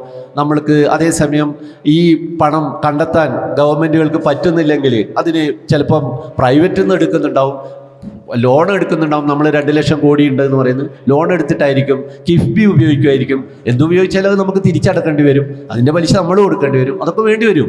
ചിലപ്പോൾ നമുക്ക് ഈ ഫണ്ടുകൾ മാറ്റി വെക്കാൻ പറ്റുമായിരിക്കും. നമുക്ക് സർവീസ് സെക്ടറായിട്ട് ഏതിനെയൊക്കെ പരിഗണിക്കുന്നു, നമ്മുടെ വിദ്യാഭ്യാസത്തെ, അതേപോലെ തന്നെ നമ്മുടെ ട്രാൻസ്പോർട്ടേഷൻ, നമ്മുടെ ഏറ്റവും ബേസിക് ആയിട്ടുള്ള സാധനമാണെങ്കിൽ അത് നമ്മുടെ ഗവൺമെൻറ്റിൻ്റെ പ്ലാൻ ഫണ്ടുകളിൽ നിന്നും ഉൾപ്പെടുമായിരിക്കും. ദേശീയപാത വികസനത്തിൻ്റെ ഭാഗമായിട്ട് ഇന്ത്യയുടെ ഒരു സ്റ്റേറ്റാണ്, ഇവിടെയുള്ള പാത വികസിക്കേണ്ടത് ഇന്ത്യയുടെ മൊത്തം വികാസത്തിൻ്റെ ഭാഗമാണെന്ന് കരുതുമ്പോൾ ദേശീയപാത അതോറിറ്റി തരുമായിരിക്കും, ഇല്ലെങ്കിൽ നമ്മൾ വാങ്ങണമായിരിക്കും. എനിക്ക് അത്രേ അറിയുള്ളൂ. അടുത്ത ചോദ്യത്തിലേക്ക് പോകാം. ആഡ് ചെയ്യാം അതിന് ഉത്തരമായിട്ട്. ഇതിൽ കോസ്റ്റ് കൂട്ടാൻ പറ്റിയിട്ടുള്ള ഒരു പ്രധാനപ്പെട്ട ഘടകം പറഞ്ഞ പോലെ വയനാട് പ്രകൃതി സംരക്ഷണ സമിതി പോലുള്ള സംഘടനകൾ എടുക്കുന്ന കേസുകളായിരിക്കും. ഇപ്പോൾ ഒരു ഉദാഹരണത്തിന് പറഞ്ഞു കഴിഞ്ഞാൽ കൊങ്കൺ റെയിൽവേ നടക്കുന്ന സമയത്ത് കേസുകൾ കാരണം ഒരു ദിവസം 40 ലക്ഷം രൂപയോടക്കം നഷ്ടം ഉണ്ടായിരുന്നു. അതേപോലെ തന്നെയാണ് ഇത്തരം സംഘടനകൾ കോടതിയിൽ പോയി ഇത് വലിച്ചു നീട്ടുന്നതിനനുസരിച്ചായിരിക്കും ഇതിൻ്റെ കോസ്റ്റിംഗ്. അടുത്ത ചോദ്യം. ആധുനിക സമൂഹത്തിൽ മനുഷ്യരെയും വന്യമൃഗങ്ങളെയും വേർതിരിക്കുന്ന വേലി നിർമ്മിക്കാൻ നമ്മുടെ ടെക്നോളജി ദുർബലപ്പെട്ടോ? ഒന്ന്, ഉപയോഗിച്ചുകൂടെ? എന്താണതിന് തടസ്സം? രണ്ടാമത്തത്, നമ്മുടെ വയനാട് കളക്ടറായിരുന്ന വി സാംബശിവറാവു, അദ്ദേഹം വൈത്തിരി താലൂക്കിൽ 2 നില കെട്ടിടങ്ങൾക്ക് മുകളിൽ നിർമ്മിക്കരുതെന്ന് ഒരു ഉത്തരവിറക്കിയിരുന്നു. അദ്ദേഹം നിർഭാഗ്യവശാൽ അയാൾ ഇവിടെ തുടരാൻ കഴിഞ്ഞില്ല. അപ്പം നമ്മുടെ പരിസ്ഥിതി സംരക്ഷണം ദുർബലപ്പെട്ടോ? അതുകൊണ്ടാണോ നമുക്ക് തുരങ്കപാതകൾ നിർബാധം തുടരാൻ കഴിയും? അതെ, ചോദ്യം വ്യക്തമാണ്. ചോദ്യം ക്ലിയർ ആയിട്ടില്ല. ആദ്യത്തെ ചോദ്യം ഞാൻ മനസ്സിലാക്കിയത് വന്യമൃഗങ്ങളും മനുഷ്യരും തമ്മിലുള്ള ഇടപെടലിൻ്റെ ഇടയിലുള്ള വേലി കെട്ടുന്നതിന് എന്തെങ്കിലും തടസ്സമുണ്ടോ, അത് പരിസ്ഥിതി വിരുദ്ധമാണോ എന്നൊക്കെ ആയിരിക്കും പുള്ളി ഉദ്ദേശിച്ചത്. ആധുനിക വേലി. ഓക്കെ, ഞാൻ മനസ്സിലാക്കുന്നത്, ഞാൻ വന്യജീവികളെ പറ്റി കുറേശ്ശെ പഠിക്കാൻ ശ്രമിക്കുന്ന ഒരാളാണ്. കുറേ വീഡിയോകളൊക്കെ ചെയ്തിട്ടുണ്ട്. ഒന്ന്, ഈ വന്യജീവി എന്ന് പറഞ്ഞിട്ട് നമുക്ക് ഒറ്റ കാറ്റഗറിയിൽ എല്ലാവരെയും പെടുത്താൻ പറ്റില്ല. ആനേനെ തടയാൻ പറ്റുന്ന കുറച്ച് സാധനങ്ങൾ നമുക്ക് ടെക്നോളജി ഉണ്ട്. എന്തൊക്കെയാ? ഒന്ന് കുഴി കയറാൻ പാടുള്ള തരത്തിലുള്ള കിടങ്ങുകൾ പണിയുക. രണ്ടാമത്തത് അതിനെ ഷോക്ക് അടിപ്പിച്ച് ഓടിപ്പിക്കുക. ഈ രണ്ട് സാധനം. പിന്നെ നമ്മൾ ഉപയോഗിച്ചിരുന്നതാണ് തേനീച്ച വേലികളൊക്കെ. പ്രായോഗികമല്ല. അതായത് ആഫ്രിക്കയിലുള്ള വൈൽഡ് അവിടെ ബീസിന് പകരം നമ്മുടെ ഇവിടുത്തെ ഡൊമസ്റ്റിക്കേറ്റ് ചെയ്തിരിക്കുന്ന തേനീച്ചകളൊന്നും അതിനോട് അത്ര എഫക്റ്റീവ് അല്ല. അതിൻ്റെ ശബ്ദമൊക്കെ കേട്ടിട്ട് 2 ദിവസം നിൽക്കുന്നു, പിന്നെ അതങ്ങ് പോയി. നമ്മൾ സോളാർ വേലികളോ ഏതെങ്കിലും വിധത്തിൽ ആനയെ കറണ്ട് അടുപ്പിച്ചിട്ട് ഓടിക്കാനാണ്. ആന നമ്മൾക്കറിയാം നല്ല ഇൻ്റലിജൻ്റ് ആയിട്ടുള്ള സാധനമാണ്. കിടങ്ങുകൾ എങ്ങനെ തൂർക്കണമെന്നറിയാം. അങ്ങനെയുള്ള കുറേ പണികളുണ്ട്. ഇനി ആനയ്ക്ക് നമുക്കറിയാം, ഞാൻ ആറളത്തിനടുത്തുള്ള ഒരാളാണ്. ആറളത്തെ ഒരു ആന മതിലിനെ എങ്ങനെയൊക്കെയാണ് ആന പൊളിക്കുന്നത് നമുക്കറിയാം. ആനക്ക് അതിനുവേണ്ടി എത്ര കോടി ചെലവഴിക്കുന്നു അറിയാം. മൂന്നാമത്തെ ഏറ്റവും കാര്യം, കേരളത്തിലെ വനങ്ങൾ എന്ന് പറയുന്നത് ഇങ്ങനെ സ്ട്രെയിറ്റ് ലൈനിൽ വരച്ചിട്ട് നമ്മൾ ആഫ്രിക്കേൻ്റെ ഓരോ രാജ്യങ്ങൾ അടയാളപ്പെടുത്തിയ പോലെ ഇങ്ങനെ നേരെ വരച്ചിട്ട് പിന്നീട് ഉണ്ടാക്കിയതൊന്നുമല്ല. ഈ ഏതെങ്കിലും നമ്മുടെ സുൽത്താൻ ബത്തേരി പോയി കഴിഞ്ഞാൽ കാടിൻ്റെ അതിര് എങ്ങനെ ഇരിക്കും നിങ്ങൾക്ക് ഏകദേശം ഊഹിക്കാം. പലതരത്തിലുള്ള ടെറൈനിലെ കൂടിയാണ് കടന്നു പോകുന്നത്. നമ്മുടെ അതിരുകൾ എന്ന് പറയുന്നത് വെള്ളമുണ്ട്, ചതുപ്പുണ്ട്, കുഴിയുണ്ട്, മലയുണ്ട്, ചിലപ്പോൾ ഒരു പുഴയായിരിക്കും അതിര്, ഇങ്ങനെയൊക്കെ കിടക്കുക.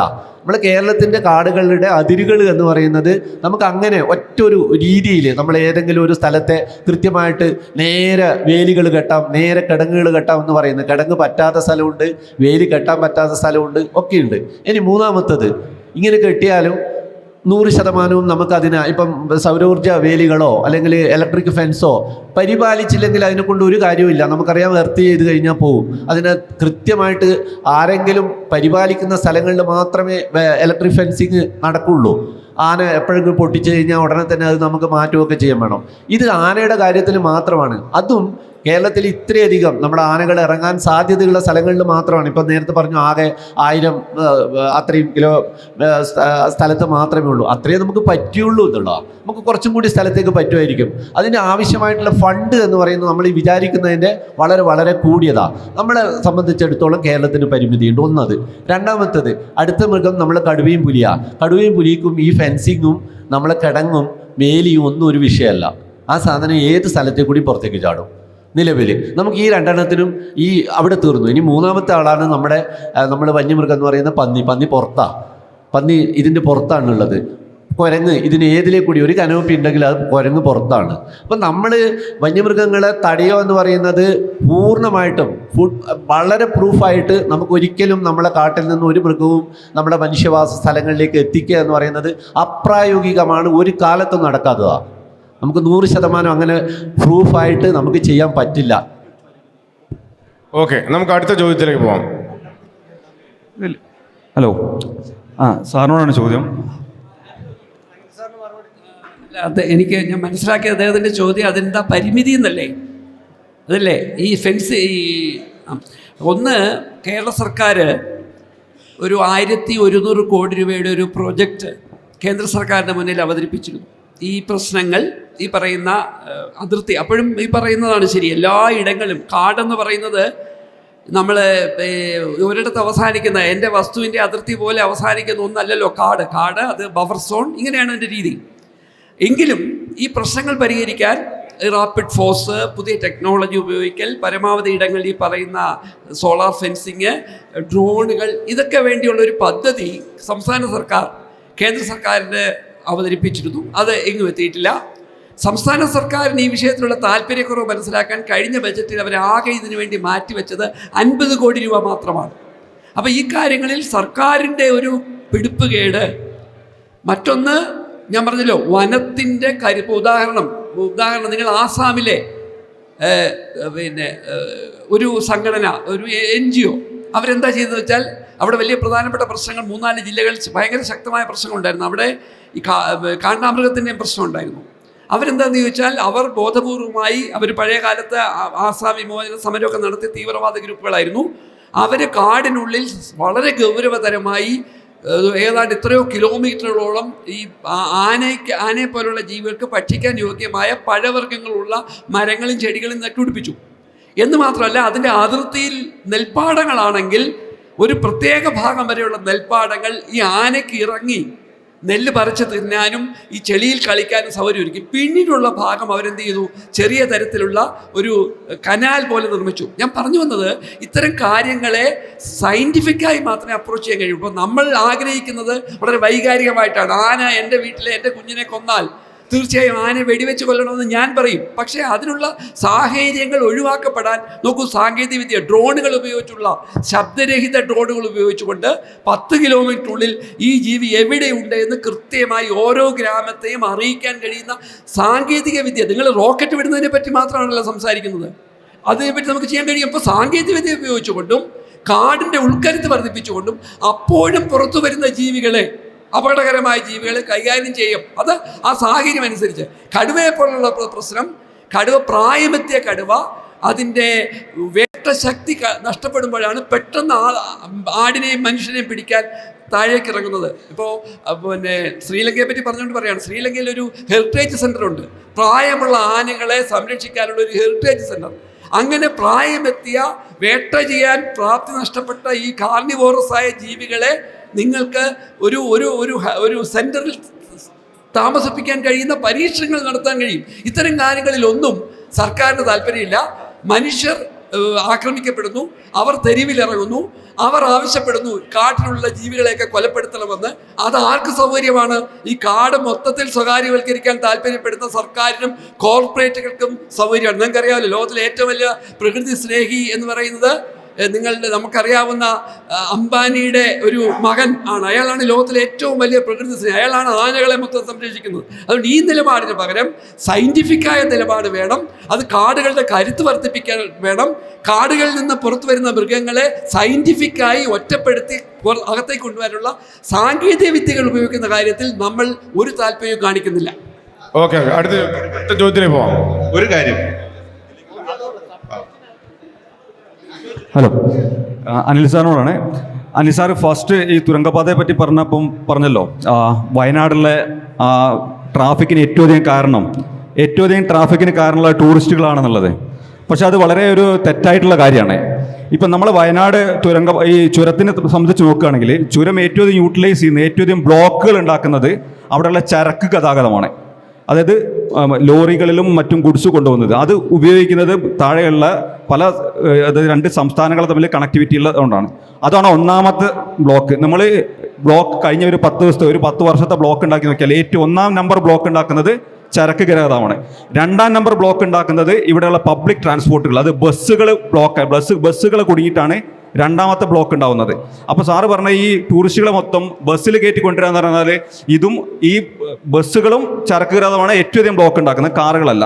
ഇനി അടുത്തൊരു കാര്യം പറഞ്ഞാൽ, നമ്മൾ ലോകത്ത് മൊത്തം നോക്കുകയാണെങ്കിൽ ഈ തുരങ്കപാതയാണെങ്കിൽ മലയിടിച്ച് ഉണ്ടാക്കുന്ന റോഡുകളെക്കാൾ ഏറ്റവും അധികം സേഫും ഏറ്റവും അധികം പ്രകൃതിക്ക് ഇണങ്ങുന്ന രീതിയിൽ ഉണ്ടാക്കുന്നതും തുരങ്കപാതകളാണ്. അപ്പോൾ പ്രകൃതി സംരക്ഷകർ എന്ന് പറയുന്ന ആളുകൾ ഈ തുരങ്കപാതയെ ശരിക്കും അനുകൂലിക്കുകയല്ലേ ചെയ്യേണ്ടത്. ഇനി 2-ാമത്തെ കാര്യം അനുകൂലിക്കുകയാണെന്ന് പറഞ്ഞാൽ, ഇപ്പം അടിവാരത്ത് നിന്ന് വയനാട് എത്താൻ വേണ്ടിയിട്ട് 1 മണിക്കൂർ അല്ലെങ്കിൽ 2 മണിക്കൂറൊക്കെ ബസ്സുകളും കാറുകളും എടുത്ത് ഇന്ധനം കത്തിച്ച് തീർക്കുകയാണ് അവിടെ. അതേ സ്ഥാനത്ത് തുരങ്കപാത വരുമ്പോൾ ഏകദേശം 20-25 മിനിറ്റിനുള്ളിൽ ഇവിടെ എത്തിച്ചേരാൻ പറ്റും. എത്രയോ പ്രകൃതിക്ക് ഇണങ്ങുന്ന രീതിയിൽ, അതായത് ഫോസിൽ ഫ്യൂവലുടെ ഉപയോഗം ഏറ്റവും കുറയുന്ന രീതിയിൽ, പ്രകൃതിക്ക് സംരക്ഷണം ഒരുക്കുന്ന രീതിയിലല്ലേ ഈ തുരങ്കപാത വേണ്ടത്. ആ രീതിയിലും നിങ്ങൾ തുരങ്കപാതയെ അനുകൂലിക്കുകയല്ലേ വേണ്ടത്? വ്യക്തമാണ്. ഒന്ന്, ഞാൻ പറഞ്ഞു വന്നതിൽ ഏറ്റവും പ്രധാനപ്പെട്ട ഒരു കാര്യം വിട്ടുപോയതാണ്. ഈ ട്രക്കുകൾ, യഥാർത്ഥത്തിൽ ട്രക്കുകൾ കടന്നു പോകാൻ ഒരു ടൈം ബോണ്ട്, ഒരു പ്രത്യേക സമയത്ത് ട്രക്കുകളെ കടത്തിവിടാനുള്ള സൗകര്യം ഒരുക്കുക. 2, ഈ 5 പാതകളുടെയും വീതി വർദ്ധിപ്പിക്കാനുള്ള അവസരം ഇപ്പം തന്നെ നിലവിലുണ്ട്, അതിന് അനുവാദം ലഭിച്ചിട്ടുണ്ട്. വാഹനങ്ങൾ ഓരോ കിലോമീറ്ററിലും എത്രയെന്ന് പരിശോധിച്ച് യാത്ര ചെയ്യാനുള്ള പുതിയ സംവിധാനങ്ങൾ ഉണ്ടാക്കണം. തുരങ്കപാതയുമായി ബന്ധപ്പെട്ട്, ഇനി ടൂറിസവുമായി ബന്ധപ്പെട്ട് നമ്മൾ പറഞ്ഞത് ശരിയല്ല. ഒന്ന്, ടൂറിസവുമായി ബന്ധപ്പെട്ട് ടൂറിസ്റ്റുകളായി വരുന്ന മുഴുവൻ ആളുകളെയും പബ്ലിക് ട്രാൻസ്പോർട്ട് സിസ്റ്റത്തിലേക്ക് കൊണ്ടുപോയാൽ, ഒന്ന് വാഹന ദുരന്തങ്ങൾ കുറയും, ഒന്ന് അവരുടെ ചെലവ് കുറയും, ദുരുപയോഗം കുറയും, വാഹനങ്ങളുടെ എണ്ണം സ്വാഭാവികമായി കുറയും. അതിൻ്റെ കണക്കുകൾ ഞാൻ പറയുന്നില്ല. ഇനി തുരങ്കപാത വേണ്ട എന്നല്ല, തുരങ്കപാതകൾ നിർമ്മിക്കേണ്ടടുത്ത് തുരങ്കപാതകൾ നിർമ്മിക്കണം. ഇവിടെ വയനാടിനെ പോലുള്ള ഇത്രയും പ്രകൃതി ദുരന്തങ്ങൾ വളരെയധികം വർദ്ധിച്ചിരുന്നൊരു നാട്ടിൽ പല കാര്യങ്ങളിലും സർക്കാരുകൾക്ക് ദീർഘവീക്ഷണമില്ലാത്ത ഒരു സാഹചര്യത്തിൽ രാജ്യത്ത് തന്നെ ഏറ്റവും വലിയ പ്രധാനപ്പെട്ട 3-ാമത്തെ തുരങ്കം, നിലവിൽ പണിഞ്ഞ തുരങ്കങ്ങൾ ഹിമാലയവുമായി ബന്ധപ്പെട്ട വിഷയമാണ്. അതിങ്ങനെ കമ്പയർ ചെയ്യേണ്ട കാര്യമില്ല. കാര്യം ഹിമാലയം വേറെ, വയനാട് വേറെ, കൊങ്കൺ വേറെ. അതുകൊണ്ട് തുരങ്കപാത ഇവിടെ വരുന്നത് നമ്മൾ ഈ പറയുന്ന ആനത്താര ഉൾപ്പെടുന്ന പ്രശ്നങ്ങൾ വർദ്ധിപ്പിക്കും. പകരം നിലവിൽ ചിലവ് കുറഞ്ഞ രീതിയിൽ വാഹനങ്ങൾക്ക് കടന്നു പോകാൻ നിലവിലുള്ള റോഡുകളുടെ വീതി വർദ്ധിപ്പിക്കണം. ഇവിടെ ഹെൽത്ത് മേഖല ശക്തിപ്പെടുത്തണം. സർക്കാർ ഇതിൻ്റെ ഉത്തരവാദിത്തം ഏറ്റെടുക്കണം. വയനാട്ടിലെ ജനങ്ങൾക്ക് ചെലവ് കുറഞ്ഞ് യാത്ര ചെയ്യാനുള്ള പ്രത്യേകമായ ആനുകൂല്യങ്ങൾ സംസ്ഥാന സർക്കാർ കൊടുക്കുകയും വേണം. ഓക്കെ. അടുത്ത ഒരൊറ്റ ചോദ്യത്തോടെ നമ്മുടെ പരിപാടി അവസാനിക്കുകയാണ്. പെട്ടെന്ന് സാർ ചോദിച്ചാൽ നമുക്ക് സമയം വല്ലാതെ അതിക്രമിച്ചു. ഇനി സംവാദം കഴിഞ്ഞാലും ആ പാനലിസ്റ്റിനോട് എന്തെങ്കിലും സംശയമുള്ളവർ അവരിവിടെ ഉണ്ടാവും, ചോദിക്കാം. ഒരു മിനിറ്റ്, എസൻസ് ഇത്രയും സമയം അനുവദിച്ച ഒരു പാനൽ ചർച്ച ഇല്ല എന്ന് തന്നെ പറയാം. അതുകൊണ്ട് എല്ലാവരും സഹകരിക്കണം. പാനലിസ്റ്റുകൾ ഇവിടെ ഉണ്ടാവും. പരിസ്ഥിതിക്ക് വേണ്ടി പട്ടിണി കിടക്കുകയാണ് ഇപ്പോൾ അവർ. അപ്പോൾ അവരെ വെറുതെ വിടണം എന്നാണ് എനിക്ക് പറയാനുള്ളത്. അതുകൊണ്ട് ഒരു ക്വസ്റ്റ്യനോടുകൂടി നമുക്കിത് അവസാനിപ്പിക്കാം.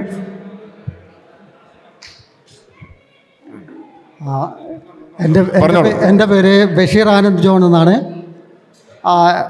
ഇവിടെ ഇങ്ങനെ ഒരു പരിപാടി സംഘടിപ്പിക്കുന്നതിന് എസൻസ് മുൻകൈ എടുത്തതിൽ ആദ്യം അവരെ അഭിനന്ദിക്കുകയാണ്.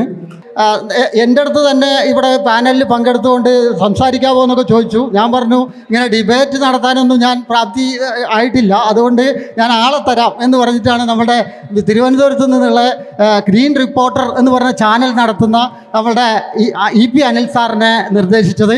അദ്ദേഹത്തെ ഇവിടെ വരുത്താൻ മുൻകൈ എടുത്തതിൽ വളരെ അഭിനന്ദനം പറയുകയാണ് എസൻസിനോട്. ഏതായാലും അതുപോലെ ബ്ലാത്തൂർ സാറിനെ ഒക്കെ വിളിക്കാൻ വേണ്ടിയിട്ട് നിർദ്ദേശം പറഞ്ഞിരുന്നു, ഇങ്ങനെ സെലക്ഷൻ വേണമെന്ന് പറഞ്ഞപ്പോൾ. ഏതായാലും അങ്ങനെ ഒരു പരിപാടി നടത്തിയതിൽ വളരെ സന്തോഷമുണ്ട്.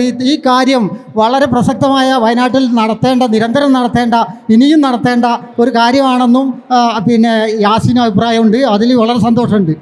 ഏതായാലും പിന്നെ ഒരു ചോദ്യം ചോദിക്കട്ടെ. ബ്ലാത്തൂർ സാർ ഈ കാര്യത്തിൽ ഇവിടെ വന്നിട്ട് ഞാൻ ബ്ലാത്തൂർ സാറിൻ്റെ പിന്നെ നിരന്തരമായിട്ട് മൃഗങ്ങളെ പറ്റിയും പക്ഷികളെ പറ്റിയൊക്കെയുള്ള പിന്നെ യൂട്യൂബിൽ വരുന്ന കാര്യങ്ങൾ നിരന്തരമായിട്ട് കാണുകയും അത് മറ്റുള്ളവരിലേക്ക് എത്തിക്കുകയും ചെയ്യുന്ന ഒരാളാണ്. പക്ഷേ ഇവിടെ അത്ഭുതകരമായിട്ട് ബ്ലാത്തൂർ സാർ മനുഷ്യൻ്റെ ആനന്ദത്തെപ്പറ്റി മാത്രം വളരെ സ്വാർത്ഥമായിട്ടുള്ള ഒരു കാര്യം പറഞ്ഞതിൽ വളരെ വളരെ സങ്കടമുണ്ട്. അല്ല, ആ കാര്യം ചുരുക്കുകയാണ്. എന്തായാലും ഒന്ന് രണ്ട് ചോദ്യം ചോദിക്കട്ടെ. ഭൂമി ഉരുണ്ടതാണെന്ന് സാർ വിചാരിക്കുന്നില്ലേ? വേറൊരു ചോദ്യം, ഭൂമിക്ക് 12,000 കിലോമീറ്റർ മാത്രമേ ഡയമീറ്റർ ഉള്ളൂ എന്ന് സാർ വിചാരിക്കുന്നില്ലേ? ഇവിടെ 70% ഭൂമി 75% ഭൂമി സമുദ്രമാണ് ചുറ്റിക്കിടക്കുന്നത് എന്ന് അറിയില്ലേ? അതേപോലെ പിന്നെ ഒരു 10% മരുഭൂമിയും ഒരു 10% മഞ്ഞു പ്രദേശമാണ് ഭൂമിയിൽ. ഇതൊക്കെ ചോദ്യമാണ്.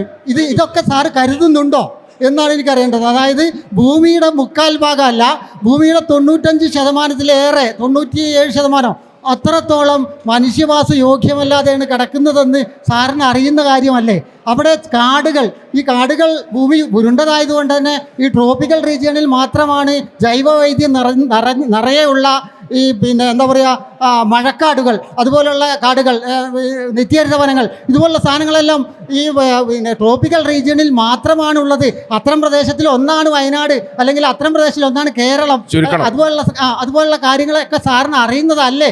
എന്നിട്ടും സാർ എന്തുകൊണ്ട് ഈ ജൈവ വൈവിധ്യത്തെ സംരക്ഷിക്കാൻ വളരെ ശ്രദ്ധിക്കേണ്ടതുണ്ട്? സമയം തീരെ ഇല്ലാത്തതുകൊണ്ടാണ്. ഞാൻ ജൈവ വൈവിധ്യ സംരക്ഷണത്തിനെതിരല്ല, ഞാൻ ഒരിക്കലും അങ്ങനെ പറഞ്ഞിട്ടുമില്ല.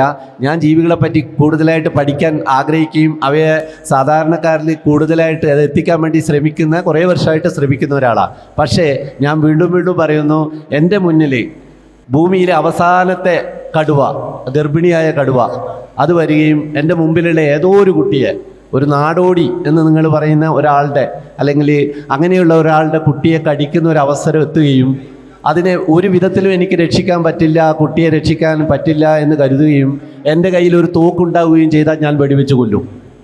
ഭൂമിയിൽ ഏത് നിയമം എന്നെ എന്ത് ചെയ്താലും ഞാൻ അതിനെ വെടിവെച്ച് കൊല്ലും. അവസാനത്തെ കടുവയാണ്, അത് ഗർഭിണിയാണ്. അതിൻ്റെ കുഞ്ഞെങ്കിലും ബാക്കിയായിട്ട് ഭൂമിയിൽ കടുവ കിട്ടുമെന്ന് വെച്ചാൽ പോലും ഒരു മനുഷ്യനെ രക്ഷിക്കാൻ വേണ്ടി ഞാനത് ചെയ്യും. അത്രയേ ഉള്ളൂ എൻ്റെ ഭൂമിയിലെ എല്ലാ മനുഷ്യരും പറയുന്ന പ്രകൃതി സ്നേഹം എന്ന് പറയുന്ന മനുഷ്യ സ്നേഹം തന്നെയാണ്. മനുഷ്യൻ്റെ അതിജീവനത്തിന് വേണ്ടിയിട്ട് ഇവയൊക്കെ ബാക്കിയായാൽ മനുഷ്യൻ എത്രമാത്രം പറ്റുമെന്നുള്ളത് കൊണ്ടാണ് നമുക്ക് ഈ ജീവിയോട് മുഴുവൻ സ്നേഹം. അല്ലാതെ പ്രകൃതി ഇതേപോലെ നിൽക്കണമെന്ന ആഗ്രഹത്തോടുകൂടി ഭൂമിയിലെ ഏറ്റവും വലിയ പ്രശ്നക്കാർ മനുഷ്യരാണെന്ന് കരുതുന്നവരൊക്കെ ഏറ്റവും ലളിതമായിട്ടുള്ള പ്രകൃതി സൗഹൃദമായിട്ടുള്ള ഒരു കാര്യം ആത്മഹത്യ ചെയ്യുക എന്നുള്ളതാണ്. അവർ ഭൂമിയുടെ ഭാരമായിട്ട് നിൽക്കാതിരിക്കുക എന്നാ. അല്ലാതെ നമ്മളെല്ലാവരും ഈ പറയുന്ന എല്ലാ വാദങ്ങളും ഈ നമ്മൾ പറയും ആത്തോപോസെൻട്രിക് എന്നൊക്കെ പറയും ആണ്. നമ്മുടെ പ്രകൃതി സ്നേഹം എന്ന് പറയുന്നത് നമ്മളെ സംരക്ഷിക്കാൻ വേണ്ടിയിട്ടാണ്, അല്ലാന്ന് പറയുന്നത് ഒരു കാപട്യമാണ്. മനുഷ്യവർഗത്തിൻ്റെ അതിജീവനത്തിന് വേണ്ടിയിട്ടാണ് നമ്മൾ പ്രകൃതിയെ സംരക്ഷിക്കണം എന്ന് പറയുന്നത്. അതും നമ്മളുടെ ഒരു തെറ്റിദ്ധാരണയാണ്. നമ്മളിങ്ങനെ സംരക്ഷിച്ചാൽ പ്രകൃതി ഇങ്ങനെ നിൽക്കുമെന്ന്. നമ്മൾ സംരക്ഷിച്ചാലൊന്നും ഈ പ്രകൃതി നിൽക്കാൻ പോകുന്നില്ല. കുറച്ച് ലക്ഷം വർഷം കഴിഞ്ഞാൽ നിങ്ങൾ തലകുത്തി മറിഞ്ഞാലും ഈ പ്രകൃതി ഇങ്ങനെ ഉണ്ടാവില്ല. പുതിയ ജീവവർഗ്ഗങ്ങൾ ഉണ്ടാവും. ചിലപ്പോൾ മനുഷ്യൻ എന്ന് പറയുന്ന ജീവവർഗ്ഗം ഈ ഭൂമുഖത്ത് ഇല്ലാതാവും, ഉറപ്പായിട്ടും ഇല്ലാണ്ടാവും. പുതിയ ജീവവർഗ്ഗങ്ങൾ ഉണ്ടാവും, അത്രേ ഉള്ളൂ. ഈ സംവാദം നമ്മൾ അവസാനിപ്പിക്കുകയാണ്. നമുക്ക് അടുത്ത കാടില്ലാതെ നാടില്ല, നാടില്ലാതെ കൃഷിയില്ല, വന്യജീവികളില്ലാത്ത ട്രോപ്പിക്കൽ കാടുകൾ അസാധ്യമാണ്. അതുകൊണ്ട് അവർക്കും ജീവിക്കാൻ അവസരം വേണം. അവരുടെയൊക്കെ സഹകരണത്തോടെ നമ്മളും അവരുമായി സഹകരിച്ച് ജീവിക്കാൻ കഴിയുന്ന ഒരു പശ്ചാത്തലം ഉണ്ടാക്കണം. ഇവിടെ യഥാർത്ഥ ശത്രുക്കളാണ് നമ്മളെ പരസ്പരം തമ്മിലടിപ്പിക്കുന്നത് എന്ന് തിരിച്ചറിയണം. നമ്മുടെ സംവാദം അവസാനിക്കുകയാണ്. ഒറ്റ പോയിന്റ് കൂടെ, ഈ പറഞ്ഞ കാര്യം തന്നെയായിരുന്നു ബോംബെ ഹൈക്കോടതി അൻവി എന്നുള്ള കടുവയെ വെടിവെച്ച് കൊല്ലുന്നതിന് മുമ്പ് പറഞ്ഞതും. അത് ഗർഭിണിയായ ഒരു കടുവയായിരുന്നു. മനുഷ്യജീവനാണ് കൂടുതൽ മൂല്യം എന്ന് പറഞ്ഞുകൊണ്ടായിരുന്നു കോടതി അതിന് അനുമതി കൊടുത്തത്. അത് തന്നെയാണ് ഈ ചർച്ചയുടെ അവസാനമായിട്ട് പറയാനുള്ളത്. മനുഷ്യജീവന് തന്നെയാണ് കൂടുതൽ മൂല്യം. ഓക്കെ. ആ ഒരു കൺക്ലൂഷനോട് നമുക്ക് ചർച്ച അവസാനിപ്പിക്കാം. നമ്മൾ 1.25 മണിക്കൂറോളമായി ചർച്ച തുടങ്ങിയിട്ട് ഇത് പങ്കെടുത്ത എല്ലാവർക്കും അതുപോലെ കേട്ടുവന്ന എല്ലാവർക്കും നന്ദി. ഓക്കെ.